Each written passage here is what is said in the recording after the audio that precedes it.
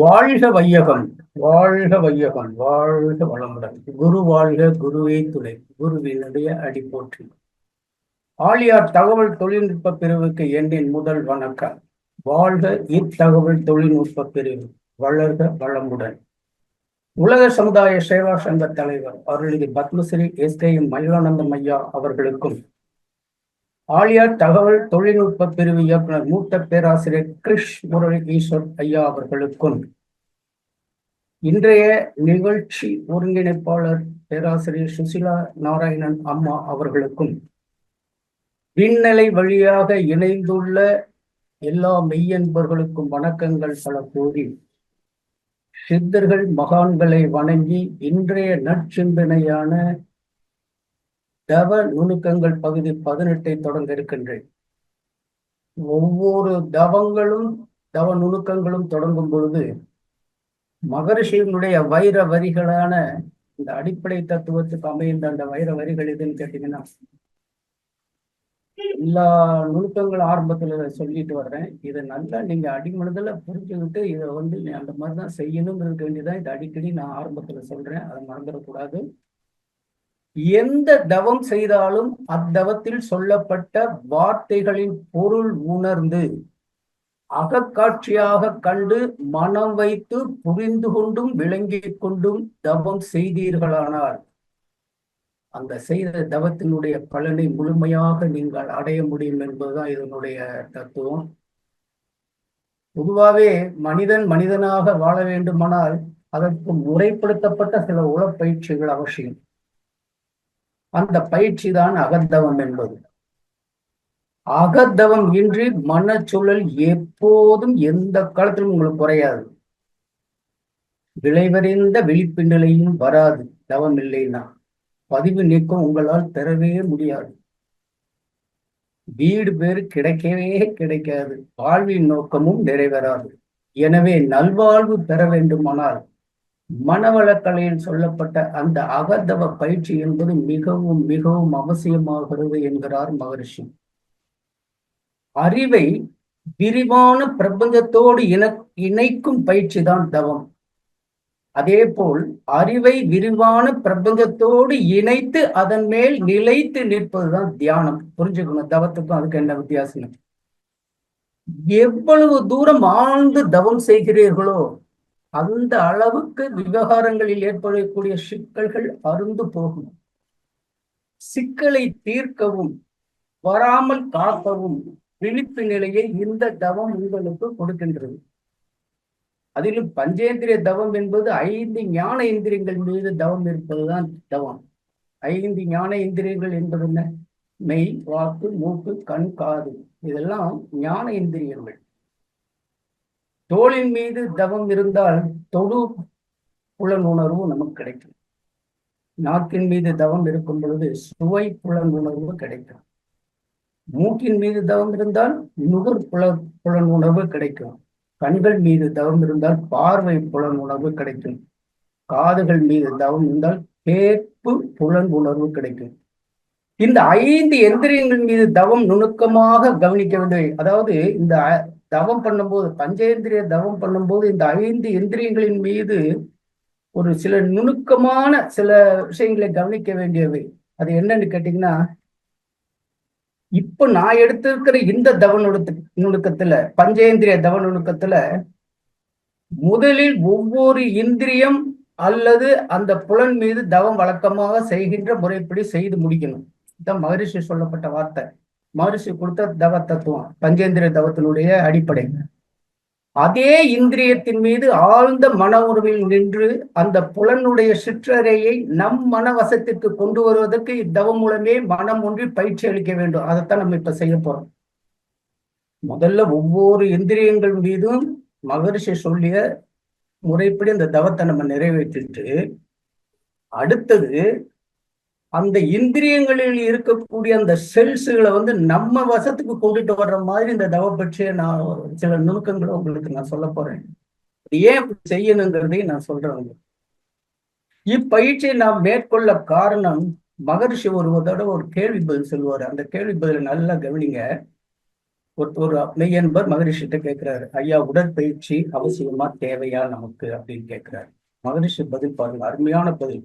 ஏன்னா எப்பொழுதுமே கேள்வி பதில தான் மகரிஷி சொல்கின்ற அந்த ஆழமான அடித்தள கருத்துக்கள் அதில் அடங்கியிருக்கும். மகரிஷி சொல்றாரு, உடல் செல்கள் சீராக அமைந்தால்தான் ஒரு செயலை செய்ய முடியும். நல்ல கவனிங்க, உடல் செல்கள் சீராக அமைந்தால்தான் ஒரு செயலை செய்ய முடியும். உடல் செல்கள் பழக்கப்படுத்திய வழியேதான் இயங்கும். நாம் பிறந்தது முதல் இறப்பு வரை என்னென்ன செய்து பழகினோமோ அதற்கு தக்கவாறுதான் செல்கள் அமைந்துள்ளன. இந்த வார்த்தையை நல்லா கவனிங்க.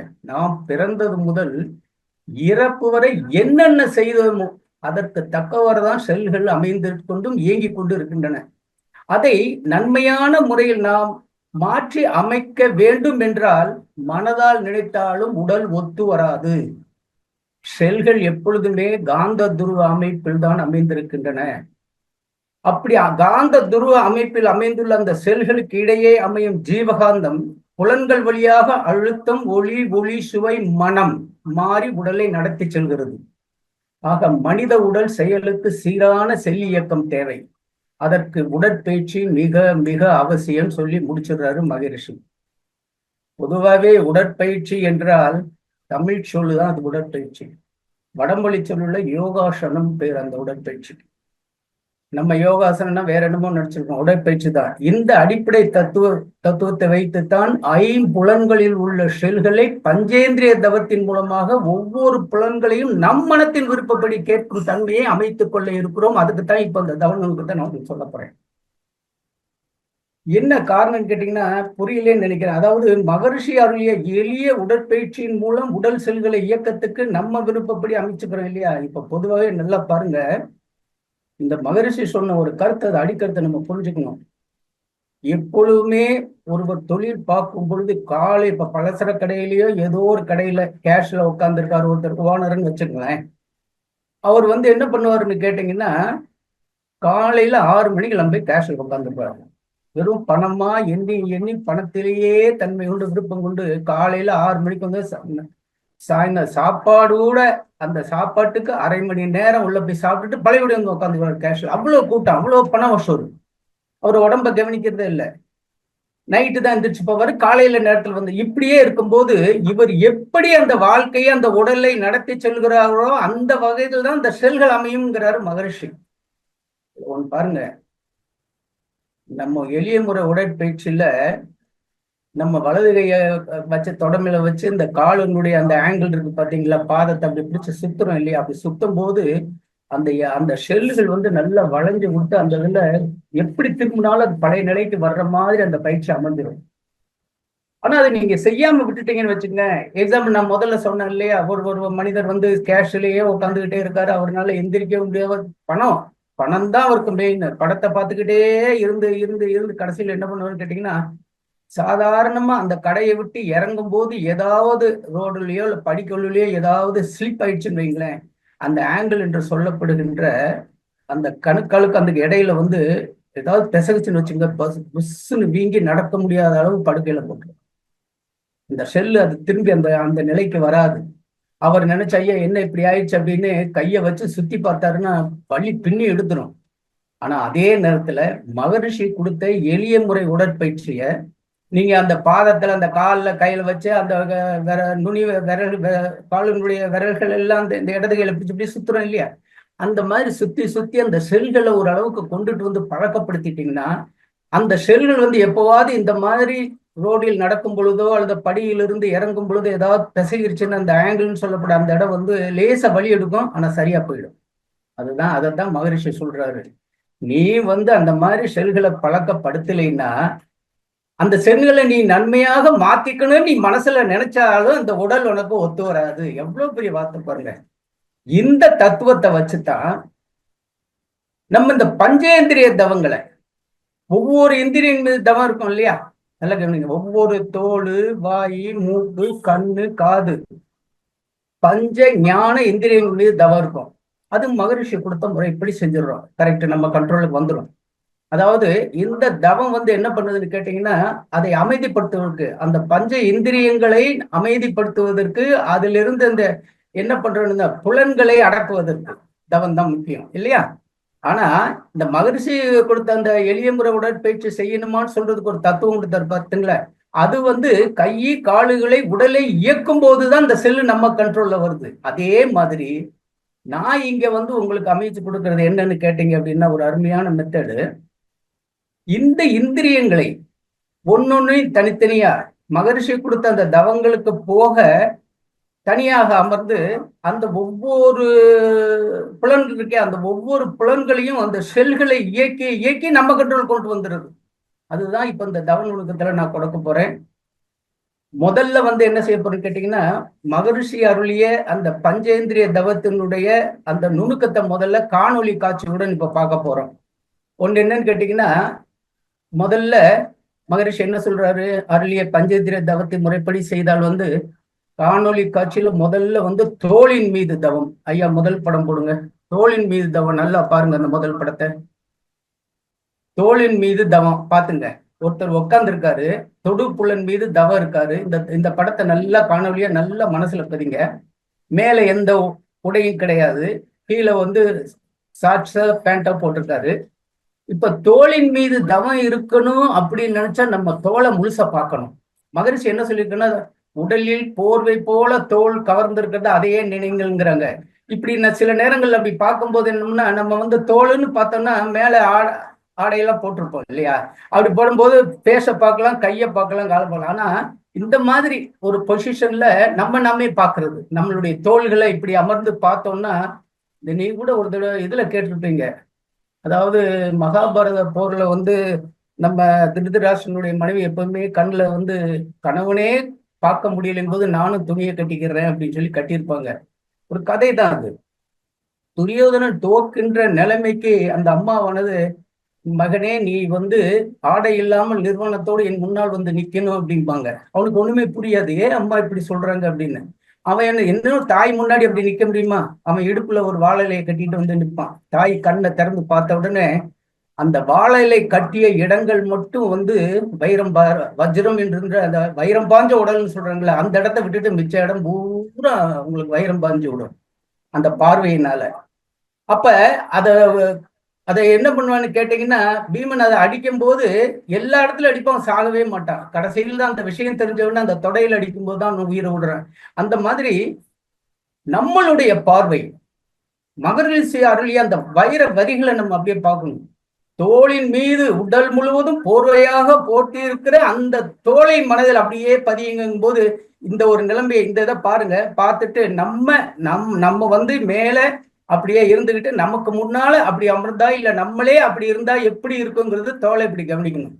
இதுதான் தவன் ஒண்ணு, தோளின் மீது தவம் இருக்கிறது. அப்பதான் அந்த தோலை நினைக்கும் போதுதான் உயிர் சக்தி, நம்ம எங்க மனம் வச்சு அதை பார்க்கிறோமோ அங்கெல்லாம் வந்து உயிர் சக்தி அங்க நின்று ஜீவகாந்தம் அதிகமாக பெருகி அந்த தோளில் இருக்கக்கூடிய செல்களை நினைச்சு புத்துணர்ச்சி பெறுங்கிறத மறந்துடக்கூடாது. அதுதான் ரொம்ப முக்கியமான காரணம். அதனால தோளின் மீது தொடுபுலனாகிய தோளின் மீது தவம் இருக்கணும்னா இந்த நிலையில நம்மளே கற்பனை பண்ணி உடம்ப அப்படி பாக்குறதுக்கு நம்ம ஏதோ ஒரு விதத்துல உங்களுக்கு எப்படி தோணுதோ தோல்க பாக்குற மாதிரி ஒரு நல்ல ஆழ்ந்து உள்ளுணர்வா பெறணும். அதான் தவத்தினுடைய ஆரம்பத்திலே சொன்னேன்.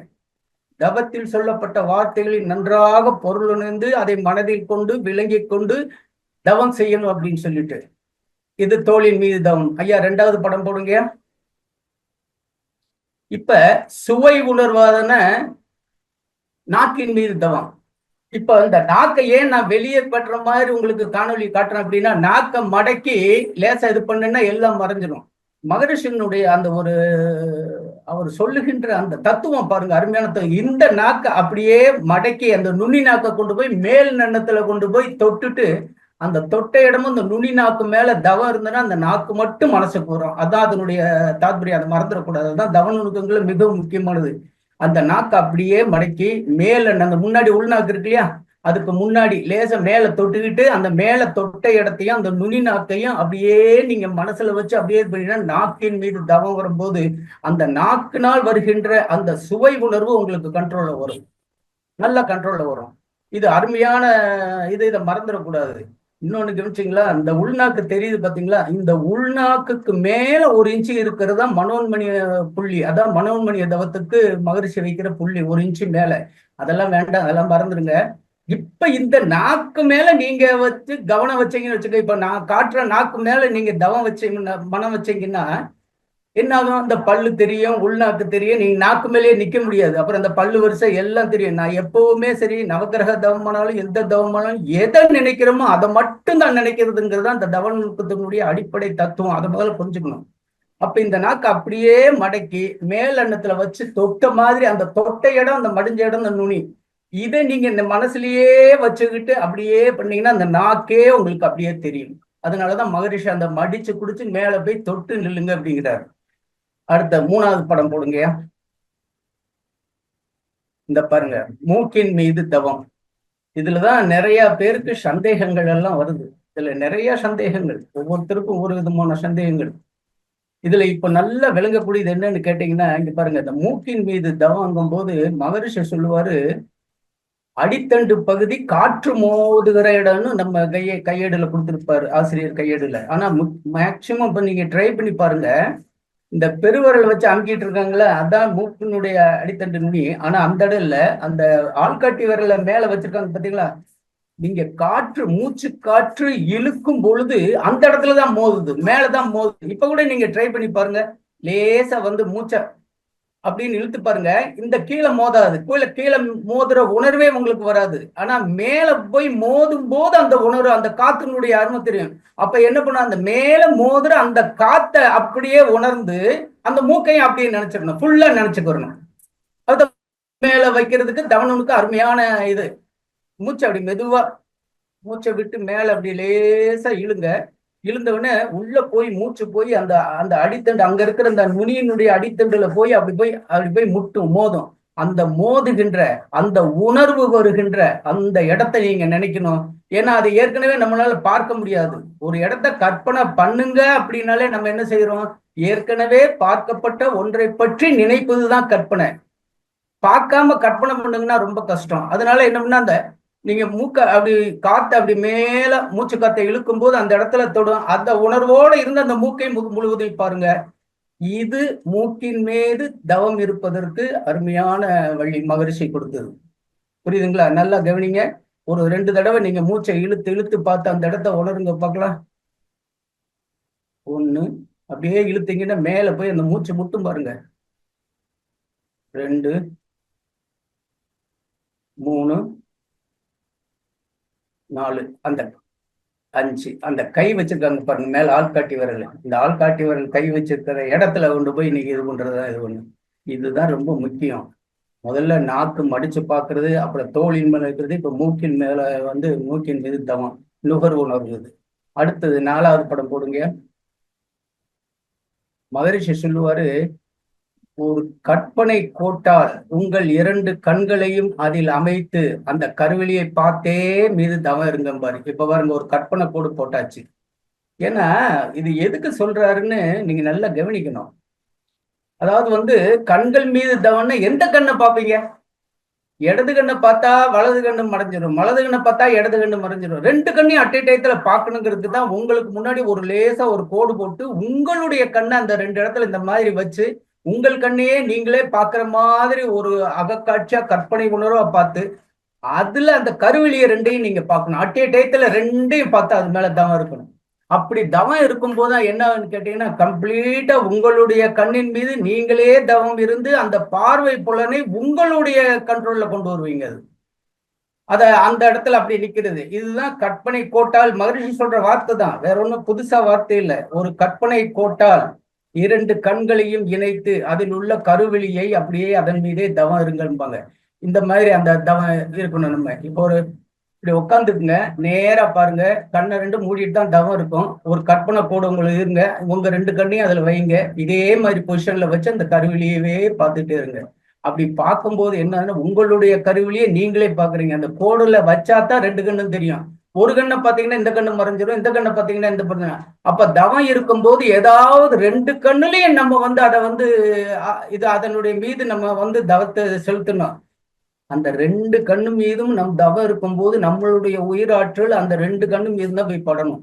ஒரு கண்ணில் படக்கூடாது. அதனாலதான் கோடு போட்டு அது மேல வச்சு கருவெளியவே பார்க்க சொல்றாரு. ஐயா அடுத்தது போடுங்க. இப்ப பாருங்க, அதே மாதிரி மகரிஷி சொல்றது நல்லா பார்த்துக்குங்க.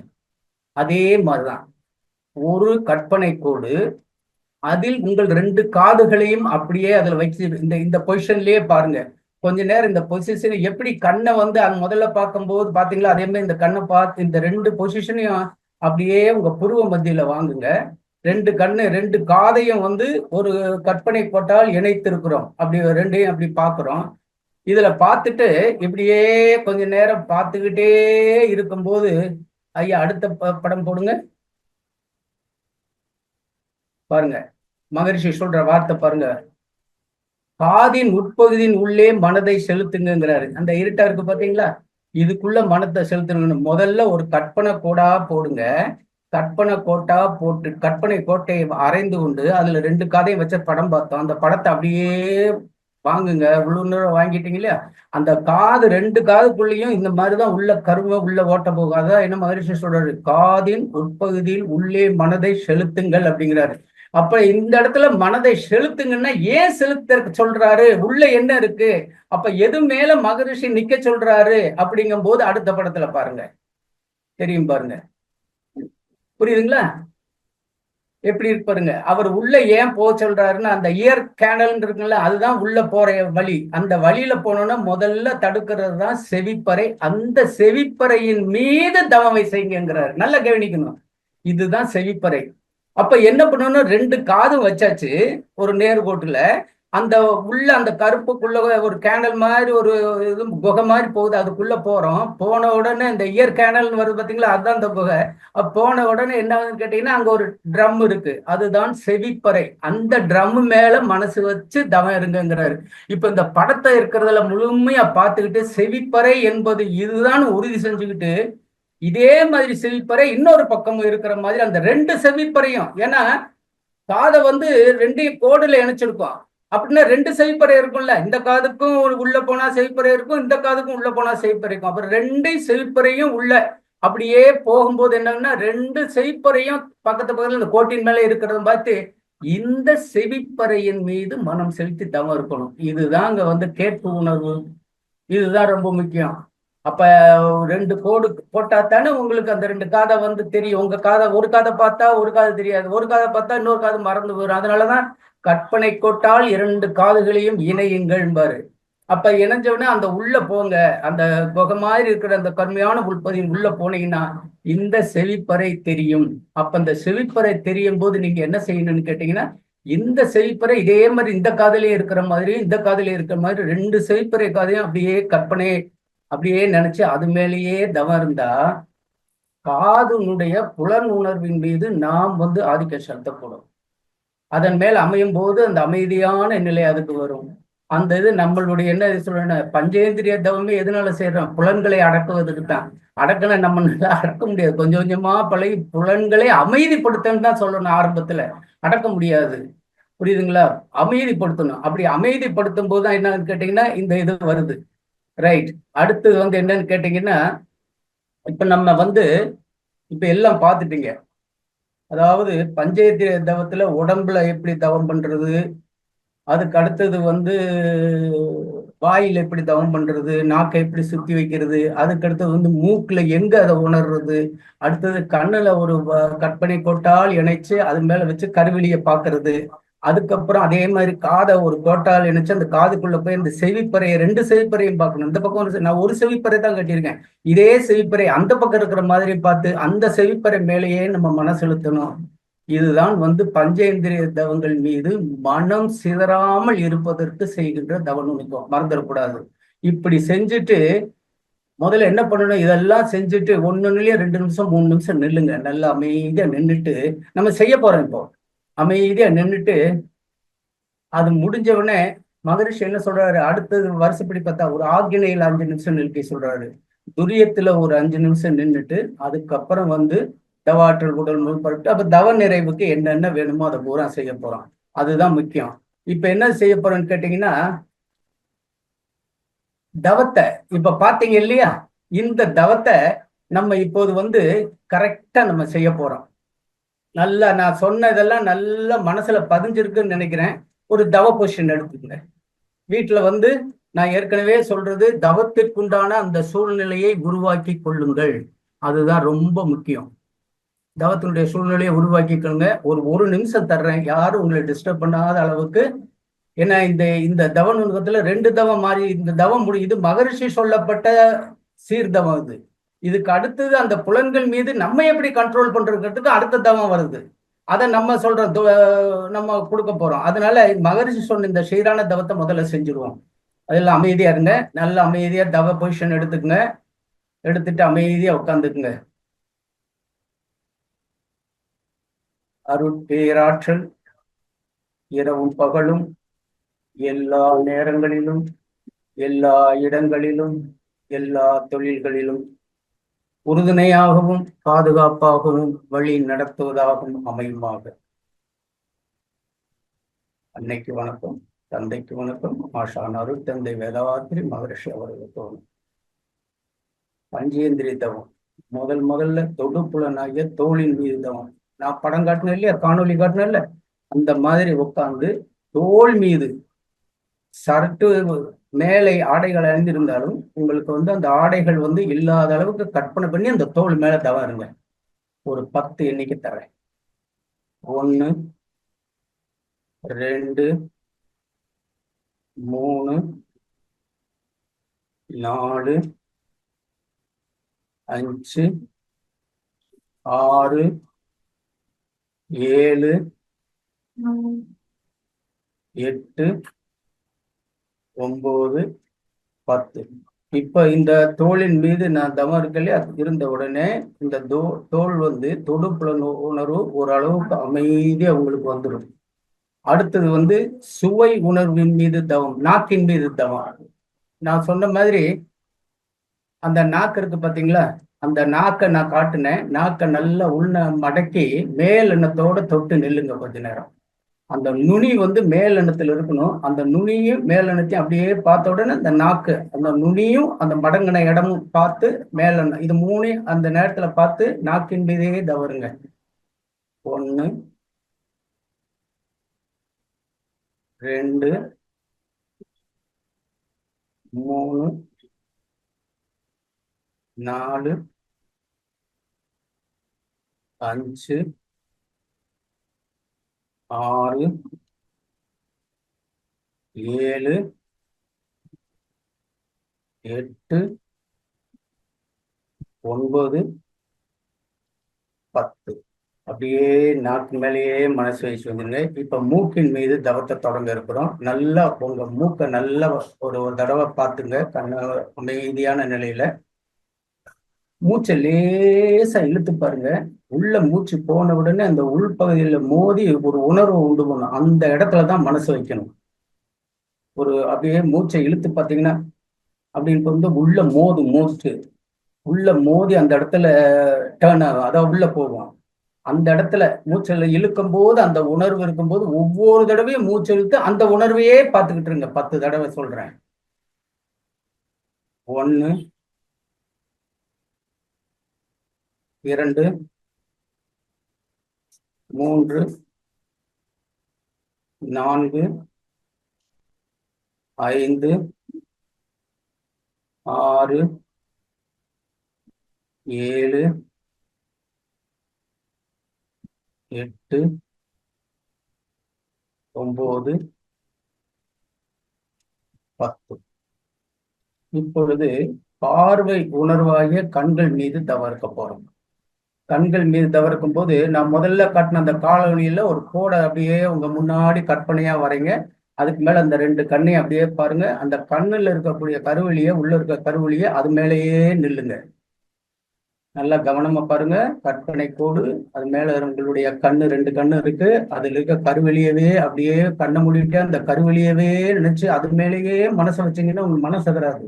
நான் 10 என்ற வரைக்கும் அந்த கருவெளி மேலேயே மன வைங்க. 1 2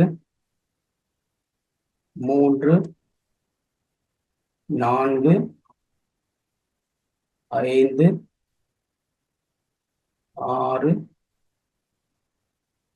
7 8 9 10. இப்ப அப்படியே அடுத்த புலனுக்கு போவோம். இப்ப காது, கேட்பு புலன் மீது தவம் இருக்க போறோம். நல்லா கவனிங்க. 2 காதை காணொலியில் நான் காட்டுனேன். அந்த 2 காதே அந்த கற்பனை கோட்டால நிக்கிறது அப்படியே உங்க காது தான். அது அப்படியே பாருங்க, முன்னாடி உங்களுக்கு முன்னாடி அந்த கற்பனை கோடு, அதுல 2 காது இருக்கு பாருங்க, திரும்பி திரும்பி. அது அப்படியே கொஞ்ச நேரம் உணருங்க.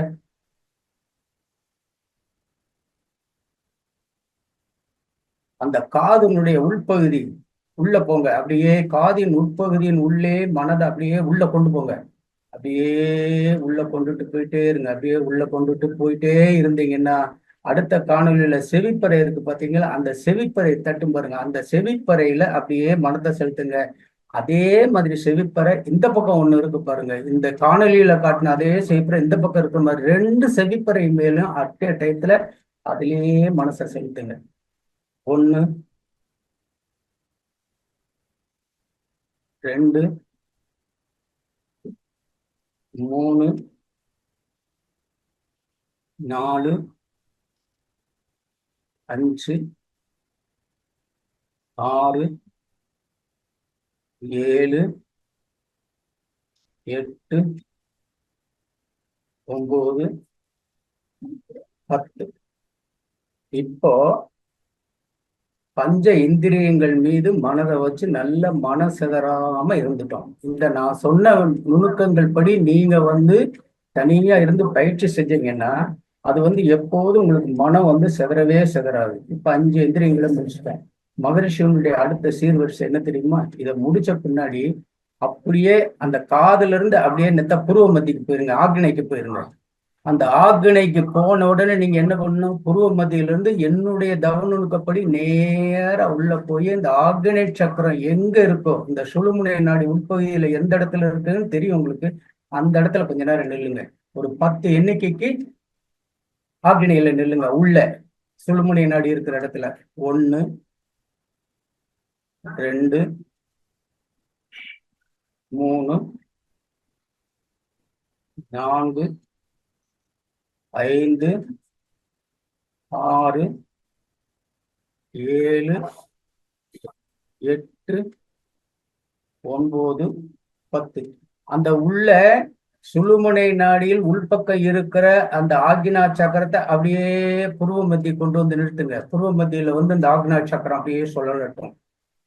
1 2 3 4 5 6 7 8 9 10. பழையபடி அந்த ஆக்னா சக்கரத்தை எங்க இருந்து வந்தீங்களோ அதே அந்த ஆக்னா சக்கரத்தை சுழுமுனை நாடி உள்ள கொண்டு போய் கொஞ்ச நேரம் நிறுத்துங்க. அப்படியே வாங்க, அப்படியே பின்னாடி நிறுத்துங்க. 1 2 3 4 5. அந்த ஆக்னாவில் சுற்றி கொண்டிருக்கிற அந்த சக்கரத்தை அப்படியே 1 இன்ச்சு அப்படி நேர சுழுமுனையினுடைய நேர நிறுத்துங்க. அது நெற்றி பொட்டினுடைய நேர் மையத்துக்கு நேரா உள்ள நிற்கும். அந்த இடத்துல நில்லுங்க. அதுதான் துரிய சக்கரம். அங்க கொஞ்ச நேரம் நில்லுங்க. துரியம் சக்கரம் உள்நோக்கி இருக்கிற சக்கரம். அங்க அந்த சக்கரம் சின்ன சக்கரம் சுத்துறது அப்படியே பாருங்க. நீங்க அந்த இடத்துல மனசு வைக்க வைக்க மொட்டு மாதிரி இருந்த அந்த உங்களுடைய மூளை நன்றாக விரிந்து சகசிராரம் என்று சொல்லப்படுகின்ற மூளை நன்றாக இருந்து ஒரு தாமரை 1000 இதழ்களாக மலர்ந்து நிற்கின்ற நிலைக்கு அந்த இது வந்துடும். நீங்க துரியத்துல நின்றுகிட்டே இருந்தீங்கன்னா அந்த துரிய இடம் சக்கரம் இருக்கிற இடம்னா பிரம்மரந்திரன்னு பேரு. அந்த இடத்துல உடலின் சக்தி வரும்போது உஷ்ணத்தால் அந்த மூளை அப்படியே விரிஞ்சு நிக்கிது பாருங்க. கொஞ்ச நேரம் பாருங்க. 1 2 3 4 5 6 7 8 9 10. அந்த சக்கரத்தை அப்படியே நேர சுழுமுனை நாடி வழிய நேர தலை உச்சியில படுக்கிற மாதிரி சுத்துற மாதிரி கொஞ்ச நேரம் பாவனை பண்ணுங்க. தலை உச்சி 1 2 3 4 5 6 7 8 9 10. அந்த தலை உச்சியில நிற்கும் பொழுதுதான், துரிய நிலையில நிற்கும் போதுதான் என்ன ஆகுது, வான்காந்த ஆற்றல் அதை நிறைய இழுத்து அந்த ஜீவகாந்த ஆற்றலான உயிர் சக்தி அப்படியே உடல் முழுவதும் பரப்புது. அந்த அந்த சக்தி, அந்த தவத்தினால் வருகின்ற அந்த வான்காந்தத்திலிருந்து ஈர்க்கப்படுகின்ற சக்தியானது அப்படியே உங்களோட தலை உச்சியிலிருந்து அப்படியே மெதுவா உடல் முழுவதும் பரப்பி விடுங்க. தலை, முகம், கழுத்து, தோள்கள், கை, மார்பு, பின்பு முதுகு, வயிற்றுப்பகுதி, கீழ்ப்பகுதி, தொடை, முழங்கால்கள், கால்கள், பாதம் வரைக்கும் அப்படியே அதை பரவ விடுங்க. அது மேலேயே உங்க உடலே ஒரு நிமிஷம் கவனி. 1 2 3 4 5 6 7 8 9 10. தவத்தை நிறைவு செய்கிறோம். சங்கல்பம் வாழ்த்துக்கள் கூறி வழக்கமா அந்த சீரான முறைப்படி நிறைவு செய்கிறோம். சங்கல்பம். அருட்பேராற்றலின் கருணையினால் உடல்நலம், நீலாயுள், நிறை செல்வம், உயர்ப்புகள், மெய்ஞானம் பெற்று ஓடி வாழ்வோம். அருட்பேராற்றலின் கருணையினால் உடல்நலம், நீலாயுள், நிறை செல்வம், உயர்ப்புகள், மெய்ஞானம் பெற்று ஓடி. அருட்பேராற்றலின் கருணையினால் உடல்நலம், நீலாயுள், நிறை செல்வம், உயர்ப்புகள், மெய்ஞானம் பெற்று ஓடி. வாழ்க்கை துணைவரை வாழ்த்துவோம். பெற்ற மக்கள் செல்வங்களை வாழ்த்துவோம். உடல் பிறந்தோர்களை வாழ்த்துவோம். நெருங்கிய நண்பர்களை வாழ்த்துவோம். இந்த கலையை கற்றுத்தந்த ஆசான் வேதாத்திரி மகரிஷி அவர்களின் வேதாத்திரியத்தை வாழ்ந்து வளமுடன் 3 தடவை சொல்லி வாழ்த்துவோம். நம் மனதில் அமைதி நிலவட்டும். நம்மை சுற்றிலும் அமைதி நிலவட்டும். இந்த உலகம் முழுவதும் அமைதி நிலவட்டும். அமைதி, அமைதி, அமைதி. இப்போ நம்ம தவத்தை மகரிஷி சொன்ன முறைப்படி இதுதான் பஞ்சேந்திரிய தவம். இதுல நான் ஒரு நுணுக்கம் உங்களுக்கு கொடுக்கறதா இருக்க. என்னன்னு கேட்டீங்க அப்படின்னா, மகரிஷி சொன்னார் இல்லையா, எப்பொழுதெல்லாம் நாம் உடல் செல்களை நம்ம இஷ்டத்துக்கு அது கொண்டுட்டு வரணும்னா அதை பழக்கப்படுத்தணும். அதுக்குத்தான் எளிய முறை உடற்பயிற்சி. அதுலதான் பழக்கப்படுத்துறோம். கை ஆங்கிள், அந்த ஜாயிண்ட்ஸ் எல்லாத்தையுமே சுத்தி சுத்தி பழக்கப்படுத்துறோம். ஏதாவது ஒரு இடத்துல ஒரு பிசக தோள்பட்டையில, காலில், தொடையில ஏதாவது வந்துக்கும் போது வீங்காது, கொஞ்ச நேரம் வலிக்க அப்புறம் விட்டுரும். அது பயிற்சி கொடுத்தா தான். இது இயக்கங்களுக்குள்ள செல் மட்டும்தான், புலன்களுக்குள்ள செல்களுக்கு இல்லை. இப்போ நம்ம புலன்கள், அதாவது தோல் தொடுபுலன், நாக்கு சுவை புலன், மூக்கு நுகர்புலன், கண்ணு பார்வை புலன், காது கேட்பு புலன். இந்த புலன்களில் இருக்கிறத மகரிஷி எளிய முறையில் சொல்லப்பட்ட அந்த அந்த செல்களை நம்ம கண்ட்ரோல்ல கொண்டுட்டு வந்தா தான் மனசு நினைச்சா உடல் ஒத்துழைக்கும் அப்படிங்கிறாருல. இப்ப நம்ம நினைச்சா இந்த பஞ்சேந்திரியங்களையும் நம்ம அதனுடைய கொஞ்சம் கொண்டு வரலாம். இதனால என்ன சார் நன்மை அப்படின்னு கேட்டோம்னா, அருமையான நன்மை இருக்கு. இப்ப தோல் இருக்கு பாத்தீங்களா, தோல் தொடுப்புலன். சும்மா அது மேலதான் தவம் இருக்கும். தோல் மேல தவம் இருந்து அதை அமைதிப்படுத்தி அதன் மூலமாக செலவுகின்ற ஜீவகாந்தத்தை நம்ம தடுத்துக்கிறோம், அவ்வளவுதான். ஆனா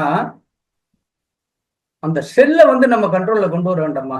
செல்லை கொண்டுட்டு வந்தா தான். ஏன் கொண்டுட்டு வரணுங்கும் போது அது ஒரு விஷயம் இருக்கு. நான் பின்னாடி அதனுடைய பலனை சொல்றேன் உங்களுக்கு. இந்த ஒவ்வொரு தோல், நாக்கு, மூக்கு, கண், காது இதை பூரா உங்களுக்கு நான் சொல்லணும்னா நீங்க என்ன பண்ணணும்னு கேட்டீங்கன்னா, ஒரு அருமையான ஐடியா. முதல்ல தோல் மீது தவம் இருக்கும், தொடுபுலன் இல்லையா? இந்த இடத்துல அந்த தொடுபுலனுடைய இனிமையையும் கடுமையையும் இப்ப நம்ம சிந்திக்க போறோம். அந்த தோலே இனிமை கொடுக்கிற நேரத்துல டக்குன்னு அதை கடுமை எப்படி கொடுக்குதோ அந்த தோல், அதை நினைச்சு மாத்துறோம். உடனே மாற்றும் போது என்ன ஆகுனா, இதுல இருந்து அதுல இருந்து இதுலன்னு வரும்போது ஏதாவது ஒரு நிலையில் உங்களுக்கு அந்த தோல் கடுமை கொடுத்தால், அதே நேரத்துல உங்களுடைய மன கண்ட்ரோல் படி இனிமை வேண்டும் என்று நினைத்து நீங்க இருந்தால் இனிமை ஆகிவிடும் அந்த தோல். அது எப்படின்னு நான் சொல்றேன், நல்ல கவனமா கேளுங்க. தோல் மேல தவம் இருக்கணும்னா எப்படி இருக்கணும்னு கேட்டீங்க அப்படின்னா, நீங்க ஒரு ஒரு காலையில, இளம் காலையில் அல்லது மாலை அந்தி மயங்கிற நேரத்தில் ஒரு இடம், அதாவது கடலினுடைய அந்த கரையிலேயோ ஆற்றங்கரையிலேயோ அல்லது இனிமையான நிறைந்த மலர்கள் உள்ள தோட்டங்கள்லயோ பார்க்கலையோ அல்லது நீங்க மொட்டை மாடியில் நிற்கும் போது கிடைக்கின்ற அந்த காற்றினுடைய மாலை நேரம் அப்படியே தென்றல் காற்றும்பாங்க.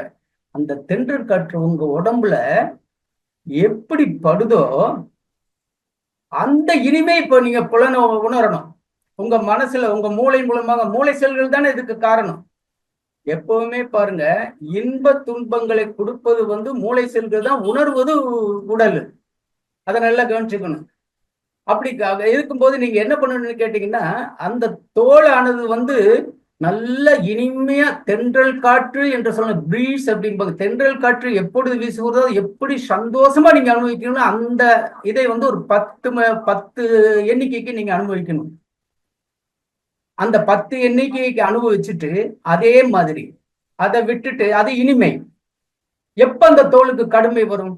திடீர்னு இரவு நேரத்துல உங்களுக்கு ரூம்ல கரண்டே இல்ல, துப்புரா, சிட்டி பூரா ஆஃப், ஃபேன் ஓடல, நல்ல வெயில் காலம், அப்படியே கடுமையா ஊத்துது தோல்ல.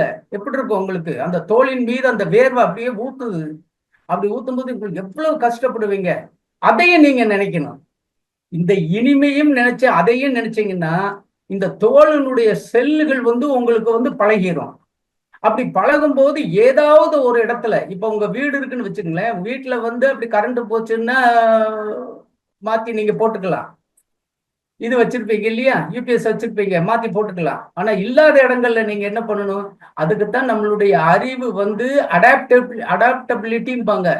அதாவது என்னன்னு கேட்டீங்கன்னா, ஏற்புத்திறன். எந்த நிலைக்கு அது ஏத்துக்கக்கூடிய சக்தி இது இருக்கு நம்ம அறிவுக்கு. அதை நம்ம பழக்கத்துலதான் கொண்டு வரணும். எப்படி எளிய முறை உடற்பயிற்சியில் அந்த செல்லுகளை பழக்கத்துக்கு கொண்டு வரணும், அதே மாதிரி தோல் செல்லுகளை இந்த புலன் செல்களை நம்ம பழக்கத்துக்கு கொண்டு வரணும். எப்படி இனிமையா இருக்கிற மாதிரி அந்த தோலை கொடுத்து அதை உணர வச்சு, கடுமையா இருக்கிறதையும் அந்த தோலை கொடுத்து உணர வைக்கணும். எப்படின்னா, முதல்ல அந்த தென்றல் காற்று உடம்புல படும்போது என்ன இனிமை இருக்கிறதோ அதை ஒரு 10 எண்ணிக்கைக்கு அனுபவிக்கிறோம். அதே இதை மறந்து இந்த தோல் காற்றில்லாமல் வேவல் சிந்தி எவ்வளவு கஷ்டப்படணுமோ அதையும் அனுபவிக்கிறோம். இப்ப ரெண்டையும் அனுபவிக்கும் போது என்ன ஆகுன்னு கேட்டீங்கன்னா, எந்த நேரத்துல எது வேணுமோ அதை நீங்க மாத்திக்கலாம். ஏன்னா மகிழ்ச்சி தான் சொல்லியிருக்காருல்ல, அந்த செல்களினுடைய இது நம்ம பழக்கத்துக்கு கொண்டுட்டு வந்துட்டு அது எப்பவும் நம்ம இது பண்ணிக்கலாம் அப்படின்னு. அப்படி பழக்கத்துக்கு கொண்டு வராம இருந்து நம் எண்ணம் நல்ல முறையில் அது அமைய வேண்டும் என்று எண்ணம் நினைத்தாலும் உடல் ஒத்து வராது. அதுக்குத்தான் அந்த ஒரு சின்ன ஒரு ட்ரை பண்ணி பார்ப்போம். இப்ப தோலுல என்ன பண்ணு கேட்டீங்கன்னா, நல்ல ஒரு அதே மாதிரி இதை வச்சுக்கங்க. அப்புறம் கொஞ்சமா கொஞ்சம் நேரம் தவம் பண்ணுவோம். அதே மாதிரி நாக்குக்கு இனிமை என்ன? நல்ல சுவையான உணவு சாப்பிடும் போது என்ன மனசு நினைக்குதோ அந்த இனிமையை முதல் நினைக்கிறோம். ஒரு 10 எண்ணிக்கைக்கு நினைக்கிறோம். அதே மாதிரி நாக்குக்கு பிடிக்காத கசப்பான தேவையில்லாம ஏதோ விதத்தில் மனம் ஒத்துக்காம ஒரு உணவு செஞ்சுட்டாங்க, மனைவி ஆகட்டும் இல்ல நம்ம போற இடத்துல அன்பானவர்கள் செஞ்சுட்டாங்கன்னு காட்ட முடியுமா? மனைவிட்டையும் காட்டக்கூடாது. மனைவியிட்ட காட்டக்கூடிய, ஏன்னா நம்ம தவத்துல திளைத்து விட்டால் குடும்பத்தில் இன்பம் வரும், மனைவிக்கு அமைதி வரணும், மனைவியினுடைய மனம் சங்கடப்படக்கூடாது. இரண்டொழுக்க பண்பாடு மறந்துடாதீங்க.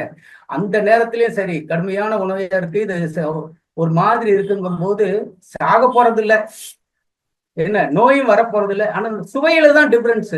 அப்ப என்னன்னா, முதல்ல நாக்கு சுவைக்கும் பொழுது இனிமையான உணவு எப்படி இருக்குமோ அதே மாதிரி பார்த்துட்டு, அடுத்தது நமக்கு பிடிக்காத உணவை நம்ம வாயில போடும்போது அதை வெளியே உணர்வு காட்டிக்கிறாம அந்த உணர்வையும் நினைச்சு ரெண்டையும் மாறி மாறி செய்யும் போது, இந்த நேரத்துல இது பிடிக்காத உணவு சாப்பிடும்போது அது இனிமையா இருக்கிற மாதிரி நினைச்சோன்னா இனிமையாயிடும். அதாங்க மனசு, அதாங்க உணர்வு.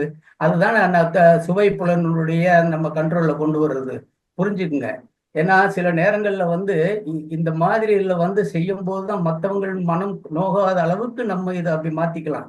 அது நமக்கு எந்த விதமான கஷ்டம் தெரியாது. அதே மாதிரி நுகரு, மூக்குல சில நேரங்கள்ல ஏதோ ஒண்ணு நம்ம நைட்ல படிச்சுக்கிட்டு இருக்கோம், வச்சுக்கிட்டு இருக்கோம், நல்லா தூங்கிட்டு இருக்கோம். இதை வெளியே ஏதாவது ஒரு நம்மளுக்கு பிடிக்காத அந்த ஒரு நாற்றம் என்று சொல்லப்படுகின்ற அந்த நுகர்ப்பு நமக்கு வரும்போது அந்த புலனுக்கு என்ன ஒண்ணு, ரெண்டு இதுலையும் கொடுத்துடணும். இனிமையா இருக்கும்போது நல்ல சென்ட்டு, நல்ல சந்தன வாசனை, நல்ல பத்திகள் வாசனை, எது எது மனசுக்கு பிடிக்குதோ அதை ஒரு 10 எண்ணிக்கைக்கு நல்லா நினைச்சிட்டு, அடுத்தது நம்ம இதுக்கு பிடிக்காத, நம்ம அந்த வாசனை பிடிக்காத அளவுக்கு ஒரு 10 எண்ணிக்கை, அதையும் மாத்தி செஞ்சு இப்படி அதையும் மாத்தி செய்யும் போது எப்பவாவது வந்து அதாவது அந்த மாதிரி நிகழ்வுகள் வரும்போது நம்ம கண்ட்ரோல் இருந்தா மாத்திக்கலாம். நமக்கு கண்ட்ரோல் அப்பால் பட்டு இருக்கும் போது என்ன பண்ணணும், நம்ம உணர்வை மாத்திக்கொள்ளணும். ஒரு மகான் சொல்லுவாரு, உன்னுடைய பிரச்சனைகளை ஏற்படுத்துபவர்களை திருத்துவதை காட்டிலும் உன்னை சுற்றி இருக்கிற பிரச்சனைகளை நீ சீர்படுத்துவதை காட்டிலும் உன்னுள் உள்ள உணர்வுகளை மாற்றிக்கொள்வது மிகவும் எளிமையானது அப்படிம்பாரு. அந்த மாதிரி முடியாத இடத்துல நம்ம இந்த மூக்கின் மீது இந்த பஞ்ச இந்திரியங்கள் மீது இப்படி அப்படி நம்ம இருந்து இருந்து பழகிட்டோம்னா எது வேணுமோ நம்ம எடுத்துக்கலாம். அருமையான அமைப்பு, ஒரு மகான் சொல்லி கொடுத்தது. அதே மாதிரி கண்ணு, நம்ம ஒரு இதை பார்க்கிறோம், நல்ல இனிமையான காட்சியை பார்க்கும்போது மனசுல ஒரு 10 எண்ணிக்கைக்கு எப்படி சந்தோஷப்படுமோ அதே மாதிரி இந்த கன்றாவியெல்லாம் நம்ம பார்க்கணுமா, இவ படுற கஷ்டம் எல்லாம் பார்க்கணுமா, ஏதோ ஒவ்வாத காட்சி அது நமக்கு, அதையும் கொஞ்சம் 10 எண்ணிக்கைக்கு பார்க்கிறோம். அப்படி மாத்தி மாத்தி பார்க்கிறோம். அப்படி பார்க்கும்போது என்ன, ஏதாவது நம்ம கண்ணுக்கு அதை பார்க்க முடியாத அளவுக்கு நம்ம என்ன பண்ணணும், அதை வந்து அப்படியே பார்க்க முடியாத அளவுக்கு இருந்துச்சுன்னு வச்சுக்கோங்களேன், அதை நம்ம உணர்வுகளை மாத்திட்டா பார்த்த மாதிரி இருக்கணும், அதை பார்க்காத மாதிரி இருக்கணும். அதுக்குத்தான் சொல்லுவாரு, காணாக்கண் கேளாச்செவி என்று இருப்பாரு. கோணா மனத்தை குறிக்கொண்டு கீழ்கட்டி வீணாத தன்னுடைய வெளிப்புறத்தான் நோக்கி காணாக்கண் கேளாச்செவி என்று இருப்போருக்கு வானால் அடைக்கும் வழியது மாமே திருமந்திரத்துல. அந்த புலன்களை கண்ட்ரோல் பண்ணிட்டீங்கன்னா நாக்கு இது கண்ணு பார்க்கிற மாதிரி இருக்கும், பார்க்காது. காது கேட்கிற மாதிரி இருக்கும், கேட்காது. அதுதான் அந்த நிலைமை. அதே மாதிரிதான் காதுக்கும். ஏதோ நல்ல இனிமையான இசையை கேட்கிறோம், அதே நேரத்துல கேட்கக்கூடாத சில சொல்லுகளை கேட்கும் போது நீங்க அந்த இனிமையான சொல்லுக்கு அந்த உணர்வை மாத்திட்டீங்கன்னா அது உங்களுக்கு போகாது, எந்த விதத்திலையும் பாதிக்கவது. இது இப்ப நம்ம ஒரு ஒரு 10 நிமிஷத்துல செஞ்சு பார்க்க போறோம். ஒன்னொன்னுக்கும் எல்லாம் தவ நிலைக்கு வந்துருங்க.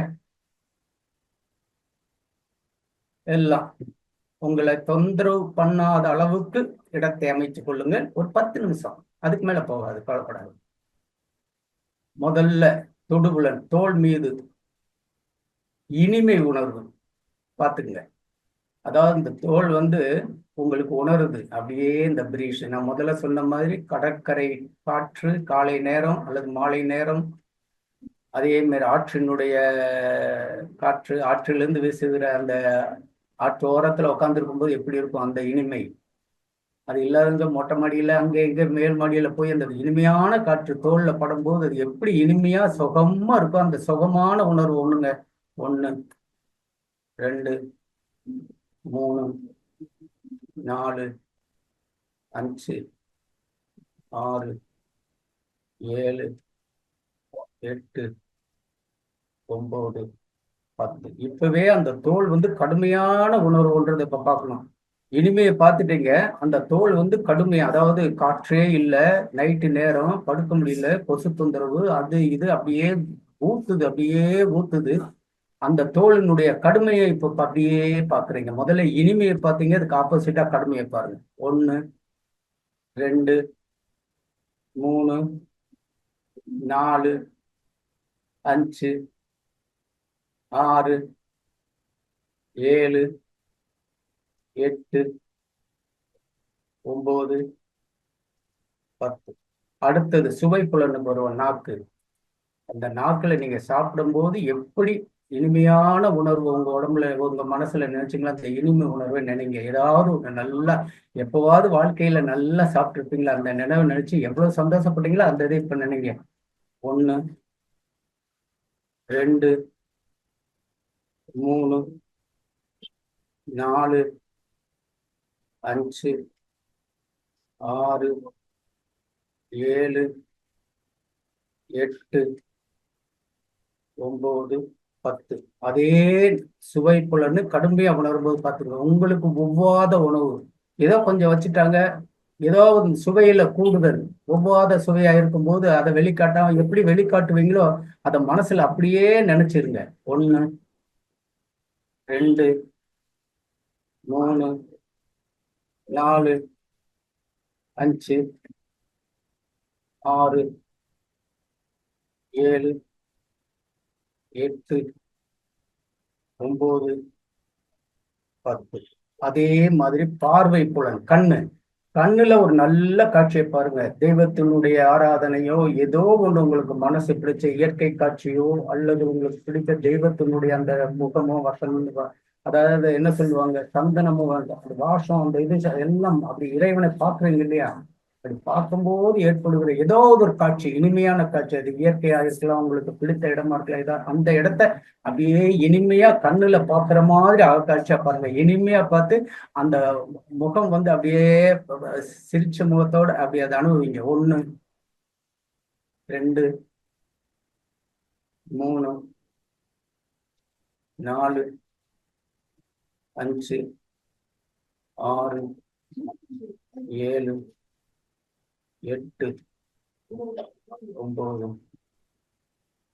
10. அடுத்தது காதுல வந்து கேட்பு புலன். அதாவது உங்களுக்கு இனிமையான ஒரு கீதமோ அல்லது இறைவனுடைய மந்திரமோ, நீங்க எதை வந்து நன்றாக மனதில் ஆனந்தமா இனிமையாக உணர்கின்ற அந்த இதை அப்படியே உணருங்க காது மூலமா. 1 2 3 4 5 6 7 8 9 10.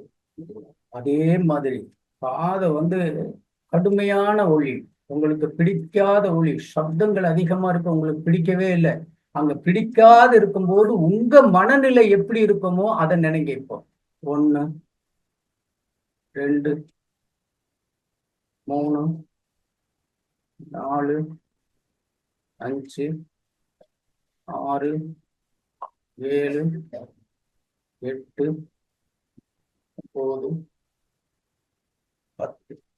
நாள் வளமுடன்.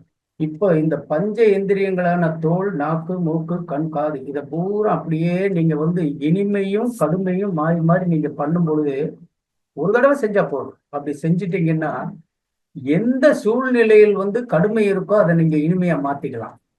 அது பழக்கத்துலதான்.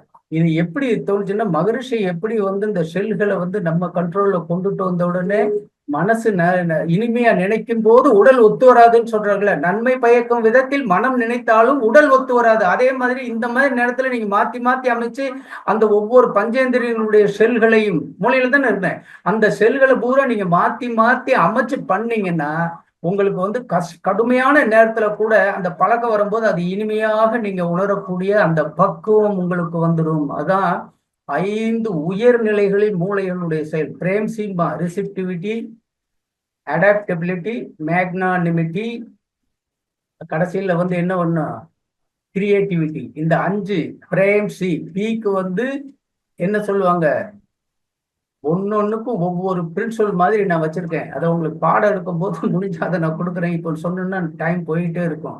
அதாவது டி என்பது பெர்சிபிகாசிட்டின்னு பேரு. நுண்மான் நுழல் புலன் அறிவுக்கு அந்த மூளை வேலை செய்யும். 5 உயர்நிலைகள், மூளையினுடைய மனதால் இருக்கின்ற 5 உயர்நிலைகள். B bar பெர்சிபிகாசிட்டி, நுண்மான் நுழல் புலனறிவு. 6 பார் ரெசிப்டிவிட்டி, ஏற்புத்திறன். அதே மாதிரி ஏ பார் அடாப்டபிலிட்டி அப்படின்னா தக அமைதல் பேரு. எங்க நீங்க போறீங்களோ அதுக்கு தகுந்த மாதிரி தக அமைப்புல அந்த மூளை வேலை செய்யும். எனக்கு ஏசி இருந்தாதான் நான் படுப்பேன், அதுல இருந்தாதான் படுப்பேன்னு காத்துல எந்த இடத்துல எந்த சூழ்நிலையிலும் வந்தாலும் அதை அடாப்ட் பண்ணிக்கிறோம். அதாவது அடாப்டபிலிட்டி. புரியுதுங்களா? மேக்னானிமிட்டி, தாராளத்தன்மை. எது கொடுத்தாலும் கஞ்சத்தனம் பண்ணாம தாராளமா செய்யணும் அந்த புலன் கொடுக்கும் உங்களுக்கு அந்த அறிவு. புரியுதுங்களா? அதுல கிரியேட்டிவிட்டி, ஆக்கத்திறமை.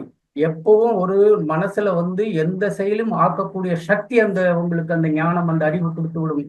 அதனால 5 அறிவின் உயர்நிலைகள் 5. அதுல வந்துதான் இது வந்து அடாப்டபிலிட்டி. எந்த இடத்துல வந்து பஞ்சேந்திரியங்களால் ஏதாவது கடுமை உங்களுக்கு இருந்துச்சுன்னா அதை மாத்தி மாத்தி அமைச்சுக்கிறதுக்கு தான் இதை நான் வடிவமைச்சிருக்கேன். இதை வந்து நீங்க மன்றங்கள்ல எதிர்பார்க்காதீங்க தயவு செய்து. உங்களுக்கு அதாவது நல்ல வீட்டுல இருந்து பார்த்து இது பண்ணுங்க. நான் மன்றங்கள்ல செய்யும் போது நான் முதல்ல கொடுத்த மகரிஷியினுடைய சீர்தமும் முறையாய் செய்த பிறகு அந்த தான் நம்ம ஃபாலோ பண்ணணும். இதை உங்களுக்கு பெர்சனல் போனஸா வச்சுக்கோங்க. வச்சுக்கிட்டு நீங்க செஞ்சு பாருங்க, உங்களுக்கு நல்லா தெரியும், நல்லா இது பண்ணும். அதாவது எப்படின்னு கேட்டீங்கன்னா, எந்த நிலையிலும் நான் வாழ தகுதி பெற்றவேன் என்ற நிலையை கொண்டு வந்து விடும். வாழ்க வளமுடன், வாழ்க வளமுடன், வாழ்க வளமுடன். அடுத்தது நம்ம தவ நுணுக்கங்கள் 19 வந்து இறைநிலை தவத்தை பத்தி பேச போறேன். அருமையான சப்ஜெக்ட். யாருமே இறைநிலை தவத்தை வந்து சரியா புரிஞ்சுக்கல. நம்ம எளிமையா அழகா இறைநிலை தவத்தை பத்தி கொடுக்க போறேன். வாழ்க வளமுடன், வாழ்க வளம், வாழ்க வளம். தற்பொழுது ஐயா அவர்கள் நம்முடைய கேள்விகளுக்கு சிறப்பான பதில் அளிக்க உள்ளார்கள். கேள்வி கேட்க விரும்பும் அன்பர்கள் பெயரையும் ஊரையும் தெரிவித்து தங்களுடைய கைபேசி தாங்களே அன்மியூட் செய்து கொண்டு கேள்விகளை மட்டும் சுருக்கமாக கேட்கும்போது அனைவருக்கும் அது பயனுள்ளதாக அமையும் என்பதை அன்போடு தெரிவித்துக் கொண்டு, முதலாவது அன்பராக TS ராஜாராம் ஐயா பழவந்தாங்கலில் இருந்து, ஐயா நீங்க உங்களுடைய கேள்விகளை ஐயா கிட்ட கேட்கலாம். ஐயா வாழ்க வளமுடன். ஐயா சொல்லுங்க ஐயா. சந்தோஷம்.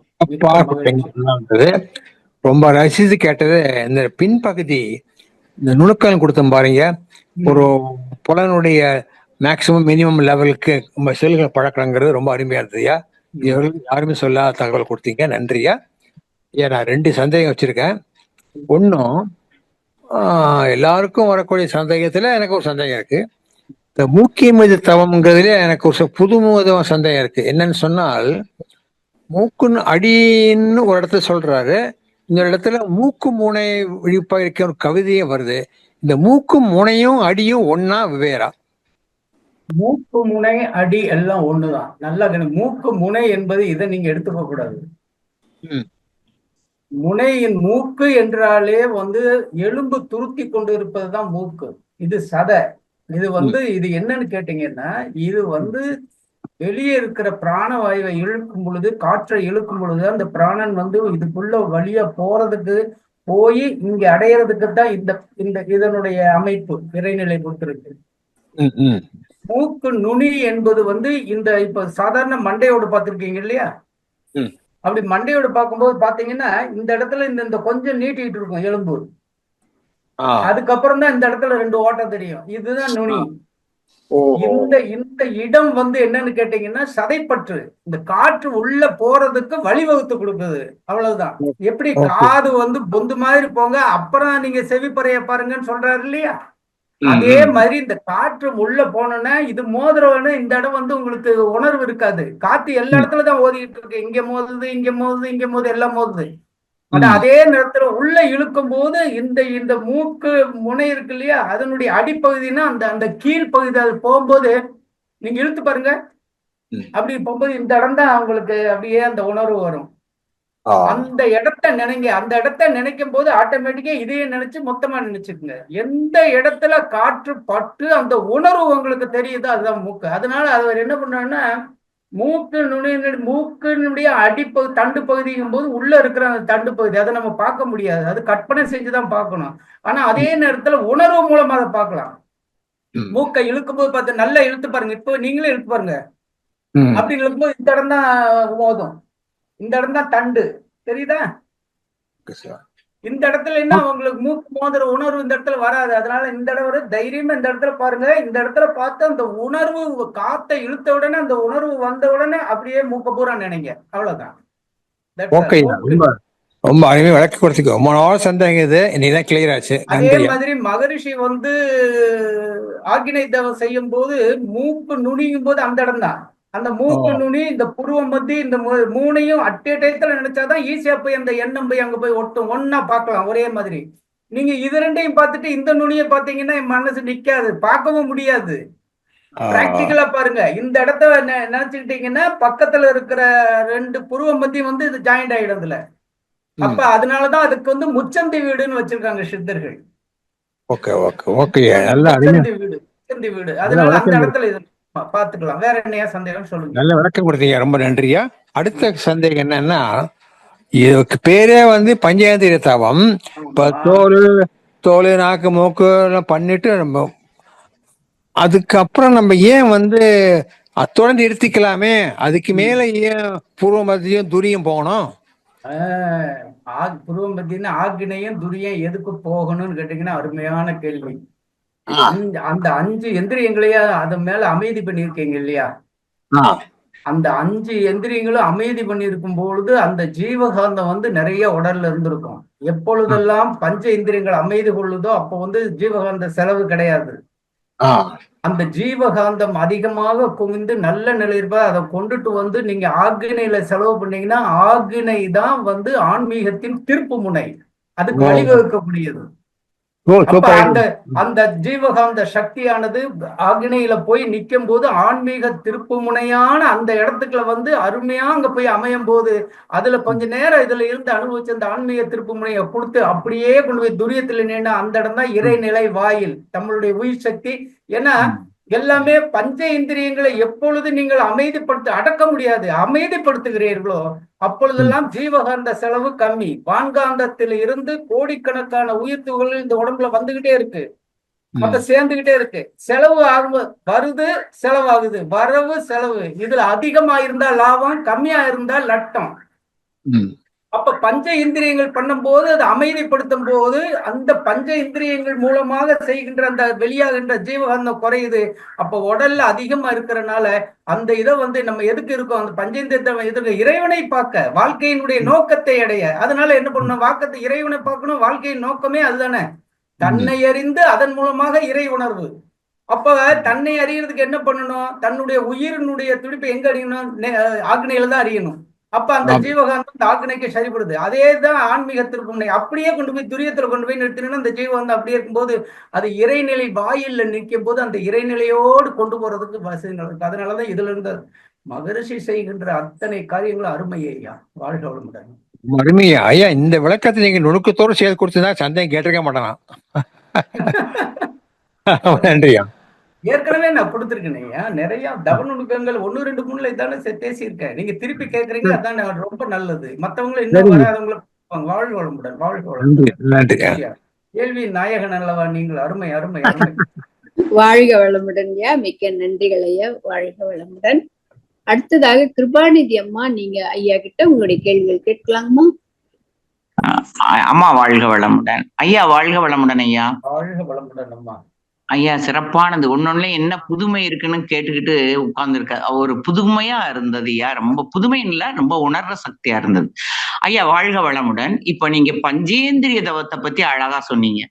ஆனா இப்ப இந்த உணர்வுகளை பத்தி தனியா சொல்லி கொடுத்தீங்க. அது மன்றத்துல பேச வேணாம்னு கூட சொன்னீங்க ஐயா. ஆனா அந்த உணர்வுகளை நம்ம 10 நிமிஷம் உணர்ந்த பிறகு தவம் செய்யலாமா, இல்ல தவம் செஞ்சுட்டு தான் அதை உணரணுமா? உணரும் போது அந்த உணர்வு கிடைச்ச பிறகு நம்ம தவம் பண்றது நல்லதா? ஒண்ணுயா. ரெண்டாவது இன்னொன்னு என்னன்னு கேட்டீங்கன்னா ஐயா, இப்ப நம்ம டாக்டர்கிட்ட போறோம், சில சமயம் கண்ணுல மருந்து விடுவாங்க, மூக்குல மருந்து விடுவாங்க, காதுல மருந்து விடுவாங்க. இந்த கண்ணுல மருந்து விட்டா வாயில கசக்கும், காதுல வந்து அரிக்கும், காதுல அந்த 3க்கு இயங்குற, அப்ப அந்த சக்தி முனை இணைக்கிறது எங்கனையா இருக்கு? இப்ப நீங்க அது எப்படி எல்லாமே இந்த இடத்துல, அதாவது நல்லா கவனிங்க. உங்களுக்கு கண்ணுனுடைய ஓட்டையும் பின்னாடிதான் போகுது, மூக்குனுடைய ஓட்டையும் மேலதான் போகுது, காதுனுடைய ஓட்டை, இந்த 3 ஓட்டை. அதனாலதான் வந்து இந்த இதுக்கு மட்டும் பயிற்சி கொடுப்பதற்கு ENT doctor, ear nose and throat, என்ன இஎன்டி டாக்டர். அது மொத்தம் ஒண்ணு எல்லாம் சேர்ந்தது. நீங்க கண்ணில் மருந்து விட்டீங்கன்னு வச்சுக்கோங்களேன், இந்த உள்நாக்கு வழியே வந்துடும், வெளியே வந்துடும். அதே மாதிரி காதுக்குள்ள விட்டீங்கன்னா அந்த டேஸ்ட் தெரியும். அதனால நான் என்ன சொல்றேன்னு கேட்டீங்கன்னா, இது 3 ஒரே நிலை இறைநிலை அமைத்து பக்கத்துல இருக்கிறதுனால உடல் இயக்கத்துக்கு அது வந்து சரியா வராது இல்லையா? அது தனி இப்படி தவம் செய்யும் போது அது ஒன்னா இணைகிற வாய்ப்பு இருக்கா? நம்ம தனித்தனியா தவம் செய்யறோம், அப்ப உள்ள ஏதாவது அந்த மாதிரி பஞ்சேந்திரிய தவத்துல ஒன்னா இணைகிறது இல்ல. ஒவ்வொரு இந்திரியத்தையும் நாம அமைதிப்படுத்துறோம். அப்படி அமைதிப்படுத்தி கண்ட்ரோல் பண்ணணும்னா நம்ம சொல்ற மாதிரி அதை அமைதிப்படுத்த அது நம்ம கண்ட்ரோலுக்கு வரும். அப்படி கண்ட்ரோலுக்கு வர வேணுங்கிறது தான் சித்தர்கள் அந்த மாதிரி வந்து அந்த ஒவ்வொரு இந்திரியத்தினுடைய இனிமையை அனுபவிச்சுன்னு அதனுடைய கொடுமை கிடையாது, அதனுடைய கடுமைன்னு போட்டிருப்பேன் வார்த்தை பாருங்க. அதுல ஒவ்வொரு இந்திரியத்தினுடைய இனிமையும் அதே மாதிரி அதனுடைய கடுமையும், இந்த கடுமையிலிருந்து இனிமைக்கு வரலாம், இனிமையிலிருந்து கடுமைக்கு போகலாம், எப்படி செய்யலாம். அந்த செல் அந்த பஞ்சேந்திரியங்களுடைய அந்த புலன்களுடைய செல்லை வந்து நம்ம கண்ட்ரோல்ல கொண்டு வரணும், நினைச்சா அது வரணும். அதுதான் மகரிஷி கொடுத்த அந்த எளிய முறை உடற்பயிற்சியில சொன்ன அந்த தத்துவத்தை இதுக்கு நான் கொண்டு வந்திருக்கேன். அவ்வளவுதான், வேற ஒண்ணும் இல்லை. இதை வந்து நீங்க தனியா செய்யலாம், மன்றங்கள்ல எதிர்பார்க்க தயவுசெய்து. அதாவது தவ நுணுக்கத்தை ரொம்ப விவரமா கொடுக்குறேன். இது எல்லாம் வந்து அங்க கொடுக்குறேன். இதெல்லாம் வந்து இப்ப இருக்கிற நிலையில வந்து பேராசிரியர்கள்லாம் நல்ல நிலையில எல்லாம் கொடுத்துக்கிட்டு இருக்காங்க. அது எது நல்லா இருக்குன்னு நீங்க நினைச்சீங்களோ அதை மட்டும் எடுத்துட்டு நீங்க செய்ய ஆரம்பிங்க. ஆனா மகரிஷியினுடைய அந்த தத்துவத்தை மறந்துடாதீங்க தயவுசெய்து. பஞ்சேந்திரிய தவம்னா இப்படித்தான் இருக்கணும்னா அந்த தவத்தை நீங்க முதல்ல செஞ்சுட்டு தான் இதை செய்யணும். இது செப்பரேட், இது போனஸ். இது ஓகே ஓகே, அது புரியுது. அதே மாதிரி முதல்ல கேட்ட கேள்வி என்ன கேட்டீங்க? அதான் ஐயா அந்த இப்ப நம்ம வீட்டுல பஞ்சேந்திரிய தவம் செய்யறோம்னா அந்த உணர்வுகளை உணர்ந்த பிறகு ஒரு அதுக்கு பிறகு தவம் செஞ்சா இன்னும் நல்லா இருக்குமா? அப்படி கேட்டேன். தவம் என்பதே உணர்வுகளை ஒடுக்கி அடக்கி உட்கார்றது தானே தவம். உணர்வுகளை வச்சுக்கிட்டு பஞ்சேந்திரிய தவம், அதாவது 5 இந்திரியங்கள் மூலமாக ஒன்னொன்னுக்கு தொடுபுலன் உணர்வு உணர்வு உணர்வு தான் கொடுக்கும். தொடுபுலன் உணர்வு, பார்வை உணர்வு, நுகர் உணர்வு, கேட்பு உணர்வு, சுவை உணர்வு. ஆனா இது அது இந்த இது எப்படி மூளை செல்கள் வழியாக போய் இயங்க ஆரம்பிக்கும் போதுதான் அதை உணரக்கூடிய தன்மை வரும். அதுக்கு நல்ல கவனிங்க. அதான் உணர்தல் என்பது அதாவது உணர்வு அப்படின்னாலே அது நவுன், பெயர் சொல்லு. உணரக்கூடியது வெர்பு. அந்த உணர்வு பிறக்கக்கூடிய இடம், அந்த இடத்துல 5 ஜீவகாந்தம் செலவு பண்ணும் போது உணர்வு வரும். ஆனா அது உணரக்கூடியது மூளையில அது போகும்போது தான் அது உணரும். அதனால எல்லாமே பஞ்சேந்திரிய தவங்கள்ல உணர்வு அடக்குனாதான் உங்களுக்கு எதனால உணர்வு அடக்குறதுன்னு கேளுங்க. இப்ப நான் சொன்னேன் இல்லையா, எப்பொழுதுதான் பஞ்சேந்திரிய தவங்களை அமைதி பண்ணுகிறீர்களோ அப்பொழுதெல்லாம் ஜீவகாந்தம் அதிகமாகும். அந்த ஜீவகாந்தம் அதிகமாக அதிகமாக வான்காந்த ஆற்றலோடு இந்த ஜீவகம் இன்னும் அதிகமாகும். அப்படி அதிகமாக மன ஆற்றல் கூட ஆரம்பிக்கும். அப்ப மன ஆற்றல் கூட கூட கூட நம்ம சாதிக்கலாம். அந்த இதைத்தான் நம்ம ஆன்மீகத்திற்கான ஆக்கினையில செலவு பண்ணி இறைநிலை வழியில துரியத்துல போய் நிற்கிறோம். அவ்வளவுதான். இறைநிலை உணர்வதற்கு வாழ்க்கையின் நோக்கமாகிய தன்னை அறிந்து இறைநிலை உணர்வு, அதுதான் வாழ்க்கை நோக்கம். உணர்வு என்பது தனி, தவம் என்பது தனி. அமைதி காப்பது, உயிரின் மேல் நிலைத்து நிற்கும் உள பயிற்சி தவம். உயிரின் மேல் மனம் நிலைத்து நிற்பது தியானம். அதாவது உணர்வுகளை கண்ட்ரோல் பண்ணாதாம இறைநிலையை உணர முடியும், நம்ம நாமளே அறிய முடியும். உணர்ச்சியிலேயே வாழ்ந்ததானமா பிரச்சனை இல்லையா? இதுல என்ன சந்தேகம்? சந்தேகம் உங்களுக்கு? சந்தேகம் இல்ல. இத செஞ்ச பிறகு நம்ம செஞ்சோம்னா அமைதிப்பட முடியாது. புலன்கள்னாலதான் இன்ப துன்பம் அனுபவிக்கிறோம். அந்த புலன்களை அமைதிப்படுத்திட்டாலே தவத்துக்கு முக்கியம் தானே. மனம் அமைதியானதானே தவம் போக முடியும். தவம் இருந்தா தான் மனம் ஓர்மைப்படும், சீர்மைப்படும், நேர்மைப்படும், கூர்மைப்படும். இந்த 4 நிலையும் தவத்துலதான் வரும். இதெல்லாம் பண்ணுன்னா புலன்களை உணர்வுகளை கண்ட்ரோல் பண்ணும், அமைதிப்படுத்தும். கண்ட்ரோல் பண்ணணும்னா அமைதி பண்ணணும், அவ்வளவுதான். வாழ்க வளம். நன்றி ஐயா, ரொம்ப சிறப்பியா. வாழ்த்துக்கள். வாழ்க வளமுடன். சுசிலாமா நன்றி. வாழ்க வளம். நன்றிகள் அம்மா. வாழ்க வளமுடன். அடுத்ததாக கனகராணி அம்மா, நீங்க ஐயா கிட்ட உங்களுடைய கேள்விகள் கேட்கலாங்கம்மா. ஐயா வாழ்க வளமுடன். வாழ்க வளமுடன். சொல்லுங்கம்மா. வாழ்க வளமுடன். நல்லா இருக்கீங்கய்யா? சேலம். ஆமாங்க ஐயா. ஐயா இன்னைக்கு மிக மிக சிறப்புங்க ஐயா. பஞ்சேந்திரிய இந்த தவம் செய்முறை உண்மையிலேயே அத நீங்க ரொம்ப குறுகிய நேரத்துல கொடுத்தாலும் அந்த இது நம்ம நாக்கு, மூக்கு, கண், காதுன்னு அந்த பஞ்ச உறுப்புகள் நீங்க சொல்ல அது தானாவே அந்த உணர்வுகள் ரொம்ப உட்கார்ந்து நீங்க சொல்லும் போதே நம்மளுக்கு டக்குன்னு அந்த உணர்வு வந்துருச்சுங்கய்யா. அந்த மூக்குல கூட நீங்க சொன்ன மாதிரி அந்த கீழே தான் நம்ம நினைச்சுக்கிட்டே இருப்போம், டக்குன்னு அந்த உணர்வு வராது. இன்னைக்கு நீங்க அதுக்கும் கீழே காத்து முட்டிட்டு மேல போன்னு சொல்லும் போது டக்குன்னு நம்மளுக்கு அந்த உணர்வு கிடைச்சிருச்சுங்கய்யா. எனக்கு ரொம்ப ஷார்ட்டா நான் பண்ணாலும் இன்னைக்கு ரொம்ப என்னால உணர்ந்து பண்ண முடிஞ்சது. அந்த காதுல ஓசையை நீங்க சொன்னீங்க இல்லைங்களா, அந்த இனிமையான ஓசை, கடுமையான ஓசைன்னு. அந்த கடுமையான ஓசைன்னு அந்த ட்ரம்ஸ், அந்த பெரிய ட்ரம்ஸ் வச்சுலாம் அடிப்பாங்க. அத நினைக்கவுமே என் காது லைட்டா வலிக்கிற மாதிரி ஒரு உணர்வு தெரிஞ்சதுங்கய்யா. அந்த கடுமையை இது பண்றதுக்கு தான் அப்படி அதுல லயந்து அதுல நின்று பாருங்க. அது அப்படியே கொஞ்சம் கொஞ்சமா மறக்கும். அதான் கண்ட்ரோல், அதான் புலன் கண்ட்ரோல், அதான் புலன் அடக்கம். அந்த 2 உணர்வையும் அந்த உணர முடிஞ்சது. அந்த நீங்க சொல்லும் போது வாசனை உணர்வு. இப்ப அந்த குப்பை தொட்டையெல்லாம் அள்ளும் போது நம்ம கிராஸ் பண்ணும்போது நம்ம மூக்கை பிடிச்சிக்கிட்டே போவோம்.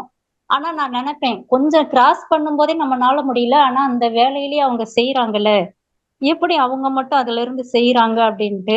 இப்ப நீங்க அதை சொல்லும் போதே எனக்கு அந்த ஒரு ஞாபகம் தான் வந்தது. கடுமையையும் அந்த மாதிரி நினைக்கும் போது நம்ம உணர்வுகளை வந்து மாத்திக்கலாம் அப்படிங்கறதுல வந்து இன்னைக்கு ரொம்ப அருமையா சொல்லி கொடுத்தீங்க ஐயா. அதாவது பிறர் உணர்வை உள்ளுணர்வாய் பெற வேண்டும், பிற உயிர்கள் படுகின்ற அந்த துன்பத்தை உள்ளுணர்வாய் உணர வேண்டுமாறு மகரிஷி, அந்த நிலைக்கு நீங்க வந்திருக்கீங்க, வாழ்த்துக்கள். ஆமாங்க, இது எனக்கு மட்டும் இல்ல, நிறைய பேருக்கு இன்னைக்கு வந்து பயனுள்ளதா கொடுத்துருக்கிறீங்க ஐயா. இந்த செய்முறையும் இந்த உணர்வு பூர்வமா கொடுத்ததுக்கு ரொம்ப நன்றிங்க ஐயா. வாழ்க வளமுடன், வாழ்க வளமுடன். நன்றிகள் அம்மா, வாழ்க வளமுடன். அடுத்ததாக கவிதா கோவிந்தராஜன் அம்மா, நீங்க ஐயா கிட்ட உங்களுடைய கேள்விகள் கேட்கலாமா? வாழ்க வளமுடன் ஐயா, வாழ்க வளமுடன் அம்மா. வாழ்க வளமுடன். கோவிந்தராஜன் அம்மா, சொல்லுங்கம்மா. கேள்வி, இப்போ தோல் மேல நம்ம தவம் பண்ணும் போது தோல் டிசீஸ் எல்லாம் போயிடுங்களா? கண்டிப்பா கண்டிப்பா போகும், கண்டிப்பா போகும். அதாவது வந்து அதுக்கு வந்து என்னன்னு கேட்டீங்கன்னா, புதன் மேல நல்ல புதன் மேல நவக்கிரக தவம் நவக்கிரக தவம் பண்றீங்க இல்லையா? புதன் மேல வந்து காலையில எந்திரிச்சுன்னா புதன்கிழமை 6 to 7 அந்த சூரிய உதயத்திலிருந்து, அது புதனுடைய ஆக்ன சக்தி அதிகமாக இருக்குன்னா அதனாலதான் புதன்கிழமை பேரு. அந்த நேரத்துல புதன் ஹோரை வரும். அந்த நேரத்துல நின்று அந்த தோளின் மேல இருந்தீங்கன்னா என்ன சொல்லணும்னு கேட்டீங்கன்னா, அந்த புதன் கிரகத்தினுடைய பசுமை நிறமான கதிர்களை உச்சியிலிருந்து உள்ளந்தலை வரைக்கும் வாங்கி நம்ம உடலே பசுமை நிறமாக இருக்கிற மாதிரி ஒரு 10 மூச்சுக்கு நில்லுங்க, பழக்கப்படுத்துங்க. அப்படி நீங்க நிறைய நேரம் நிக்க ஆரம்பிச்சிருங்க. அப்படி நிற்கும் போது நீங்க என்ன சொல்லணும்னா, இந்த புதனுடைய பசுமை நிறமான கதிர்கள் என்னுடைய தலை உச்சியிலிருந்து உள்ளங்கால் வரைக்கும் பரவி நிற்கட்டும். இது தோளினுடைய செல்களை புத்துணர்ச்சி பெறட்டும், அதில் உள்ள குறைகளை அறவே நீக்கட்டும் சொல்லி அப்படி கொஞ்ச நேரம் நில்லுங்க. அருமையா குறையா. மனசக்தி தான்மா, மனசக்தி தான் முக்கால், மருந்து தான் கால். முகத்துலதான் குருவா வருது.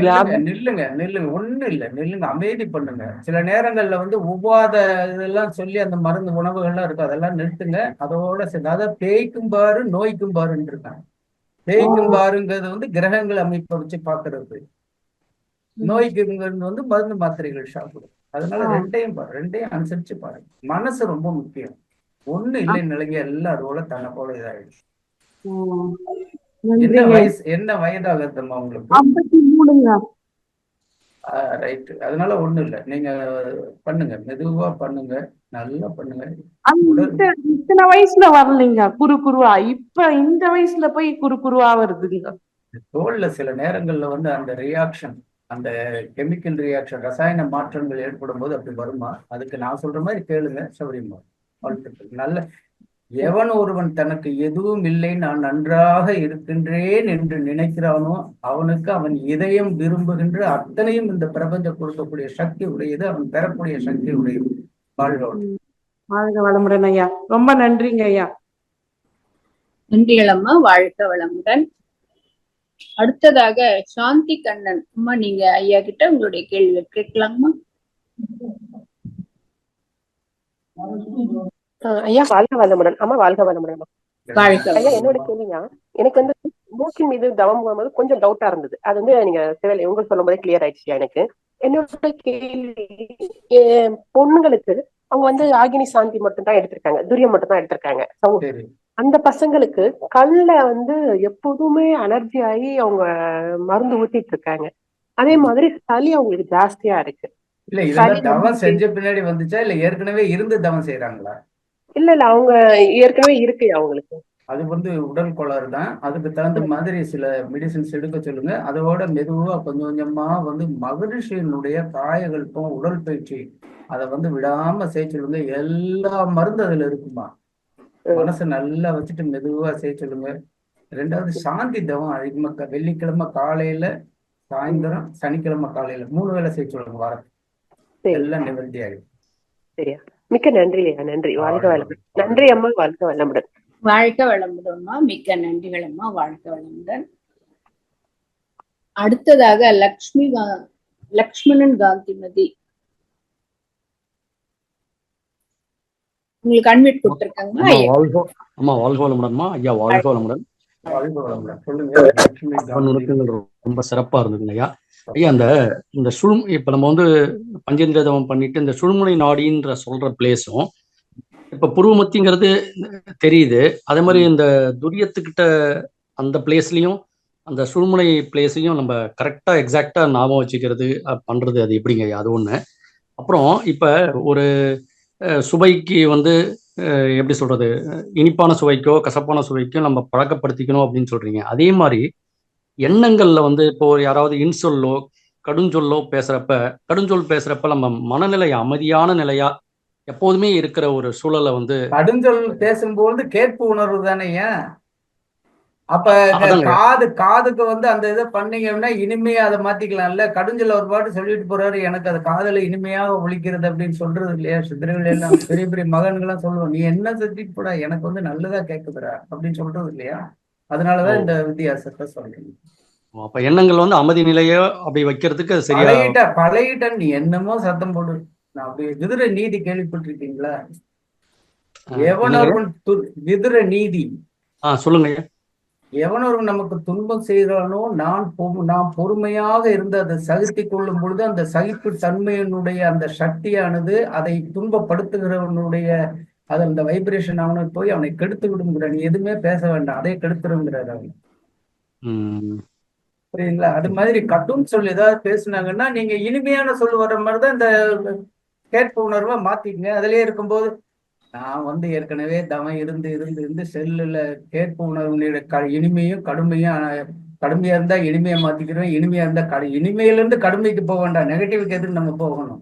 கடுமையிலிருந்து இனிமை பெறதுக்கு தான் நம்ம பார்க்கணும். இறை உணர்வு பெறதுக்கு தான் பார்க்கணுமா ஒழிய மற்றவனை அழிக்கிறதுக்கு நம்ம இல்லை.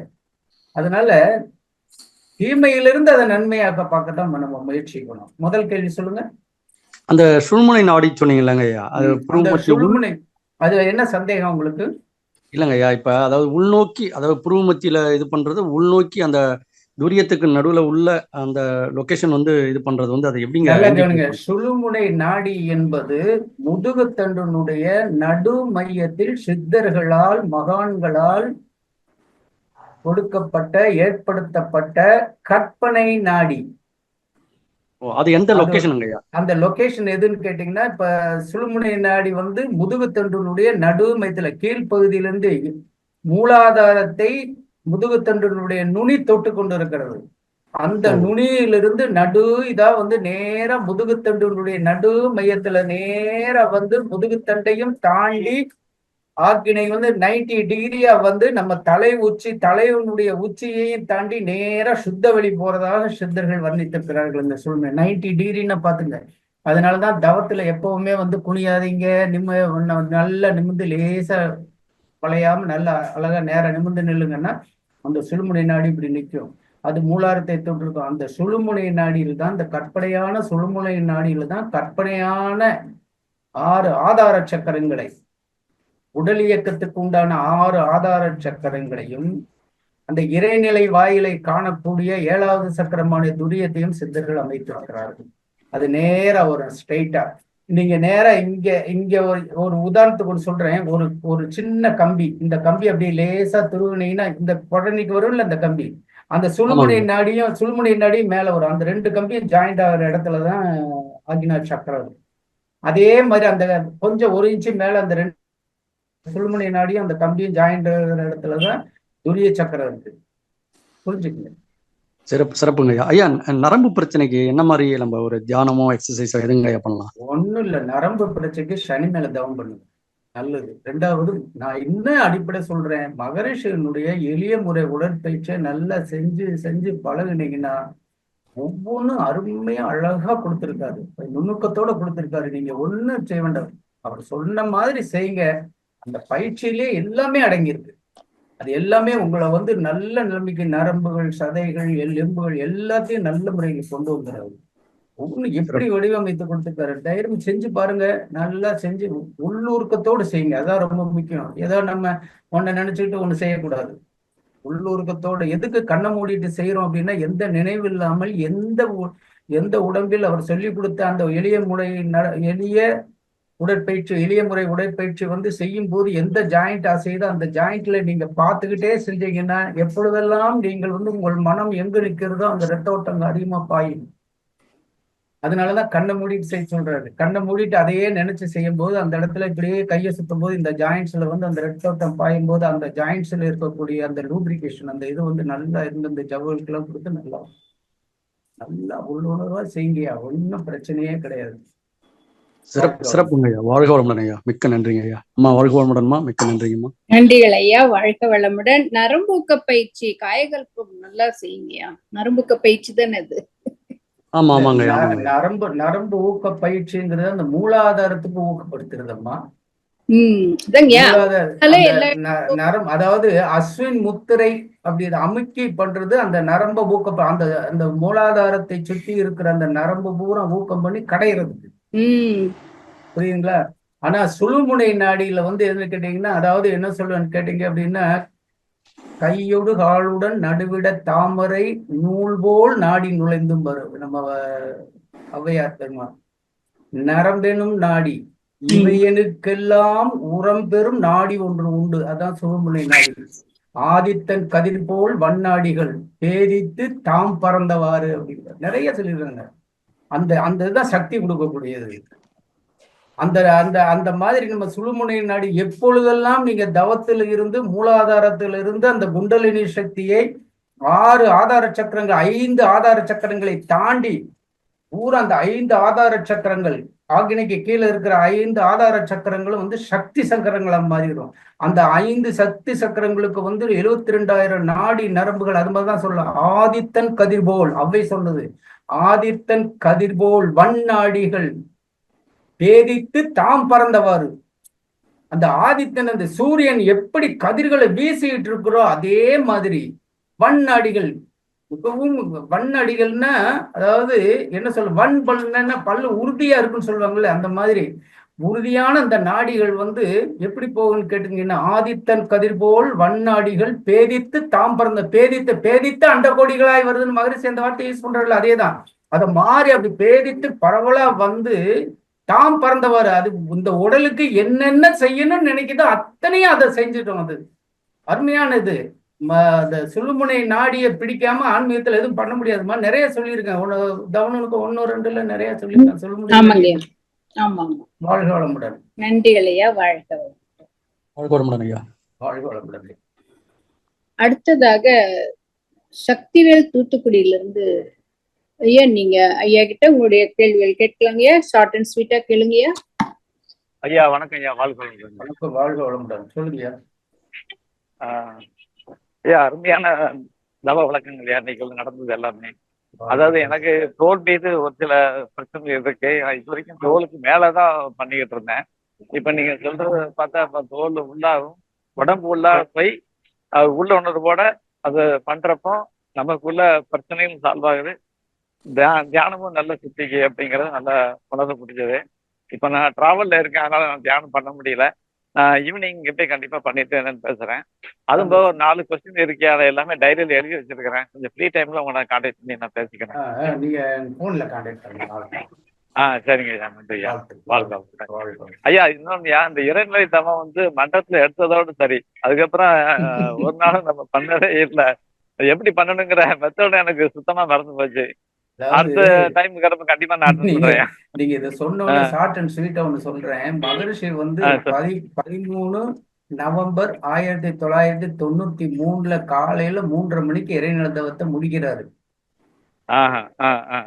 82 வயசுல. அப்பதான் நினைக்கிறாரு, இறைநிலை தவம் இவ்வளவு நன்மையை கொடுக்கும், இவ்வளவு பெரிய தவத்தை மன்ற அன்பர்களும் செய்வாங்களா அப்படின்னு சொல்லிட்டு கடைசியில ஒரு கவிதை ஒண்ணு கொடுத்து அதுல 8 வரி தான். அதன்படி மனதை இயக்குங்கள், நீங்கள் விரும்பும் அத்தனையும், அதாவது இறைநிலை மறவாத அறநெறி வாழ்வும் அமைதியும் கிட்டும்பாரு. அருமையான வார்த்தைகள். அந்த இறைநிலை தவத்தை தான் நான் வந்து ரொம்ப விரிவா 2-3 தொடர்ல கொடுக்க போறேன். கேளுங்க, நல்லா இருக்கும். நன்றி.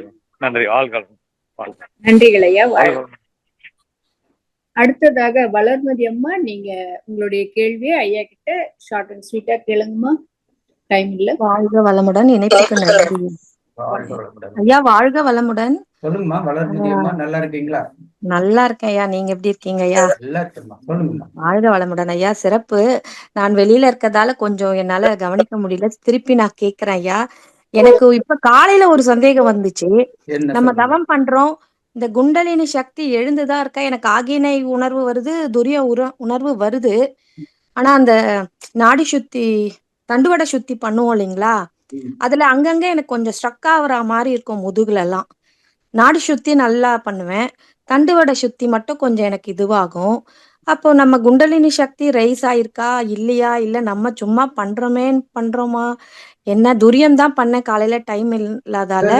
குண்டலினி சக்தி வந்து மூலாதாரத்துல இருந்து உங்களுக்கு சுழுமுனை நாடி வழியாக மேல வந்து எப்பொழுதெல்லாம் ஆக்னையில் நிலை கொள்ளுகிறதோ அப்படி வந்து லேசா அந்த இடத்துல ஒரு துடிப்பு தெரியும், உயிரினுடைய துடிப்பு. புரியுதுங்களா? நீங்க தண்டுவடை சுத்தி செய்யும் போது தடுக்குது அப்படின்னா, தண்டுவடத்தை மகரிஷி சொல்லி இருக்காரு.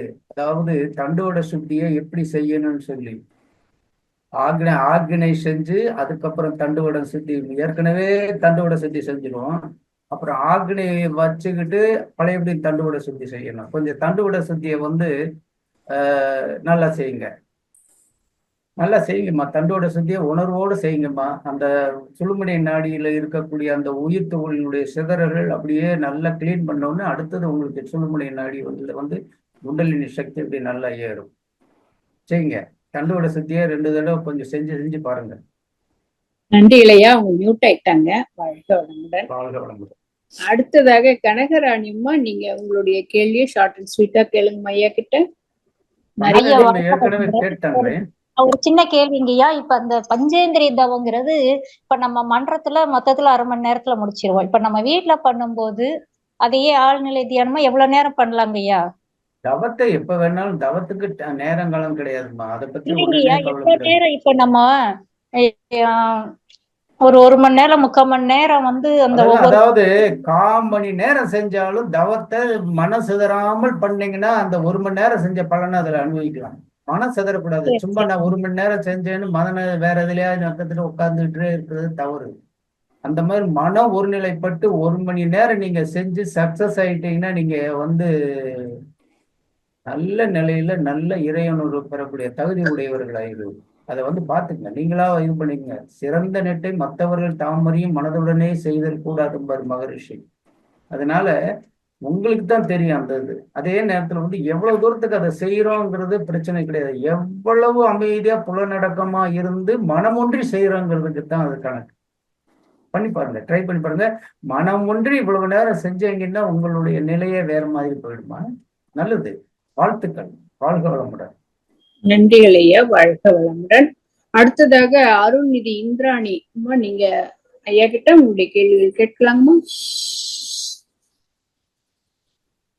ஐயா வாழ்க வளமுடன். ஐயா இந்திராணிமா சொல்லுங்கம்மா. அம்மா வாழ்க வளமுடன். அம்மா வாழ்க வளமுடன்மா, கேள்வி கேளுங்கம்மா. ஐயா, உங்களோட தவ விளக்கங்கள்லாம் எல்லா சந்தேகங்களையும் போக்குற மாதிரி நுணுக்கங்களை சொல்றீங்க. கேட்கறதுக்கு நல்லா இருக்கு. சிலத மறந்துடுறோம் அந்த சமயத்துல, ஆனாலும் ரீகால் பண்ணி பார்த்து நீங்க சொன்ன மாதிரி அந்தந்த மையங்கள்ல எப்படி நாம இருக்கணும் அப்படிங்கிறத புரிஞ்சுட்டு இருக்கேன். ஐயா, எனக்கு இப்போ ஒரு சின்ன சிக்கல் என்னன்னா, ஒரு 4 மாசத்துக்கு முன்னாடி என்னுடைய கணவர் நோய்வாய்ப்பட்டிருந்தாரு, இறந்துட்டாங்க ஐயா. அதுல இருந்து எனக்கு தவம் கூட மாட்டேங்குது ஐயா. தவம் 10-15 நாள் செய்யல. அதுக்கப்புறம் நான் உட்கார்ந்தாக்க வேற நினைவுகள் தான் வருதே ஒழிய என்னால தவம் செய்ய முடியல. அப்படியே மீறி ஒரு 9 மணியும் சுவாதிஷ்டானம் மணிப்புரகம் வரும்போதே அலுப்புன்னு சொல்றதா வெறுப்புன்னு சொல்றதான்னு தெரியல, அந்த மாதிரி ஒரு இது வருது. தூங்கிடுறேன். தவம் சரியா உணர மாட்டேங்குது, செய்ய முடியல அப்படின்னாலே மன அமைதியை முதல்ல நம்ம பெறணும். அந்த பக்குவத்துக்கு நீங்க வாங்க. மன அமைதி எல்லா பிரச்சனைகள், அதாவது இயற்கையினுடைய அதிசயங்களை அறிவதற்கு மனிதனுக்கு ஆயுள் பத்தாது. அதே நேரத்துல கடவுளினுடைய காரண காரியங்களை அறிவதற்கு கால கற்ப கோடி காலங்களானாலும் முடியாது. என்ன ஆமா, அந்த இயற்கையினுடைய இதை பண்ண முடியும் நினைக்க முடியாது. நம்ம வந்து சாதாரண துரும்புதான் உலகத்தை கம்பேர் பண்ணும் போது. அதனால வந்து இருக்கிற வரைக்கும் இறைநிலையானது இந்த வாழ்க்கையை நமக்கு கொடுத்திருக்கு. இனிமேல் வந்து அவர் இல்லாமல் நம்ம வாழ்க்கையை மன அமைதியாக கொண்டு போவது எப்படி அப்படிங்கிற அந்த ஒரு சிந்தனைக்கு மாறி அதே நேரத்துல பழையதையே நினைச்சுக்கிட்டு இருந்தீங்கன்னா கடைசி வரைக்கும் எதை நீ அடிமனதில் நினைத்து கொண்டே இருக்கிறாயோ அதுவாகவே நீ மாறி அதே உன் வாழ்க்கையாக அமைந்து விடும் மகான். அதனால நீங்க என்ன பண்ணுங்க, அதுல இருந்து மாறி இனிமேல் எந்த நிலையும் வேண்டாம், எனக்கு வந்து இறைநிலை உணர்வதற்கு எனக்கு அந்த வழிவகுத்து கொடுத்த அந்த இறைவனுக்கு அதன் மூலமாக நான் அமைதி பெற்று நான் வர வேண்டும் என்று மனதில் பண்ணுங்க. அழகா எல்லாம் சரியா போயிடும். வாழ்க வளமுடன். வாழ்க வளமுடன் ஐயா. முயற்சி பண்றேன் ஐயா. பண்ணுங்க. முயற்சி தான். முயற்சி பண்ணி பண்ணி பண்ணி வெளியே வாங்க. நீங்க அந்த இதுல எல்லாத்துக்கும் இருக்கத்தான் செய்யும். இதை விட கடுமையான மன உளைச்சல் இருக்கிறவங்களே இல்லையம்மா. தனக்கும் கீழே உள்ளவர்கள் கோடி. நினைச்சு இந்நிலை. வாழ்க வளமுடன். நினைத்து பார்த்து நிம்மதி நீடு. நன்றி ஐயா. அம்மா நன்றிம்மா. வாழ்க வளமுடன். அடுத்ததாக பிரேமலதா அம்மா, நீங்க ஐயா கிட்ட உங்களுடைய கேள்வி கேட்கலாமா? ஐயா வாழ்க வளமுடன் ஐயா. வாழ்க வளமுடன் அம்மா. சொல்லுங்கம்மா. அம்மா வாழ்க வளமுடன் அம்மா. வாழ்க வளமுடன் ஐயா. நான் 11 மணி செஷன் வந்து எல்லா பேராசிரியரும் கேட்பேங்க ஐயா. உங்களோடதான் எல்லாமே நான் கேட்டிருக்கேங்க ஐயா.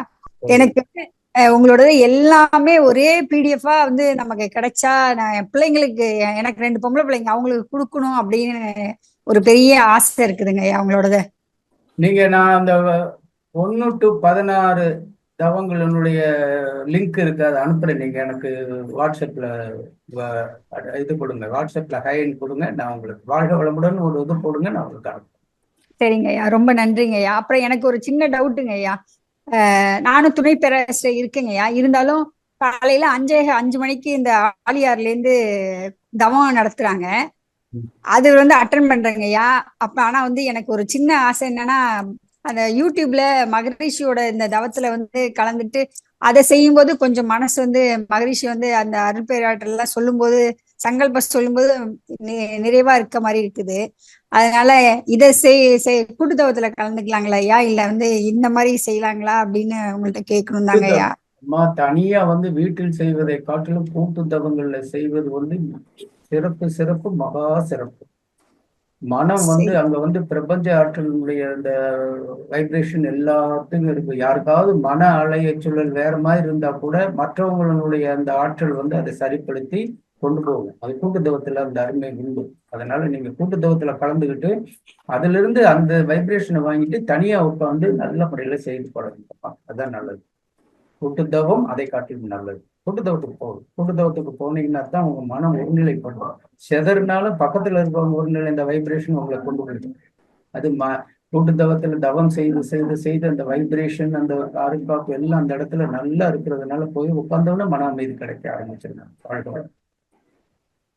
வாழ்க வளமுடன். நன்றிகள் ஐயா. வாழ்க வளமுடன் ஐயா. உங்க நம்பர் கேக்குறாங்க, சாட் பாக்ஸ்ல போடுங்க போடுங்க போடுங்க. ஓகே, வாழ்க வளமுடன். அடுத்த இறுதி அன்பராக கவிதா ஸ்ரீனிவாசன் அம்மா, நீங்க ஐயா கிட்ட உங்களுடைய கேள்வி கேட்கலாமா? ஐயா வாழ்க வளமுடன் ஐயா. வாழ்க வளமுடன். பெங்களூர்ல இருந்து கவிதா ஸ்ரீனிவாசன். சொல்லுங்கம்மா. ஐயா ரொம்ப நன்றி. உங்களுக்கு எது கேள்வி ஒண்ணும் இல்லையா, நீங்க கொடுக்கிற ஒரு பாயிண்ட்ஸ் நேத்து ஈவினிங், இன்னைக்கு மறுபடியும் ஈவினிங் வந்தீங்களா? வந்தங்க ஐயா. Class Jain university right. வந்தங்க. இன்னும் நிறைய நாங்க பக்குவம் படணும். உங்களோட நிறைய இது போல வீடியோஸ் எல்லாம் பார்த்து படணும். ரொம்ப நன்றி ஐயா. ஏன்னா அந்த இல்லைன்னா நேரம் ரொம்ப கம்மியா இருக்கும், உங்கள்கிட்ட பேச முடியாது. அதனால இப்படி இந்த நேரத்துலன்னா உங்கள்கிட்ட ஒரு 2 வார்த்தை பேசலாம். அதுக்காக எப்ப வேணாலும் என் போன்ல என்ன கான்டாக்ட் பண்ணி எந்த டவுட் வேணாலும் கேளுங்கம்மா. கண்டிப்பா கண்டிப்பா சொல்லுங்க. அதுல எந்த விதமான மாற்றமும் கிடையாது. 24/7 கவலைப்படாதீங்க. ஓகே ஐயா. நன்றிங்க ஐயா. தேங்க்யூ ஐயா. வாழ்க வளமுடன். அம்மா வாழ்க வளமுடன். அம்மா வாழ்க வளமுடன்மா. வாழ்க வளமுடன் ஐயா. நிகழ்ச்சி சௌந்தரராஜன் ஐயா, இறுதி அன்பராக சௌந்தரராஜன் ஐயா, நீங்க ஐயா கிட்ட உங்களுடைய கேள்வி கேட்கலாங்க ஐயா.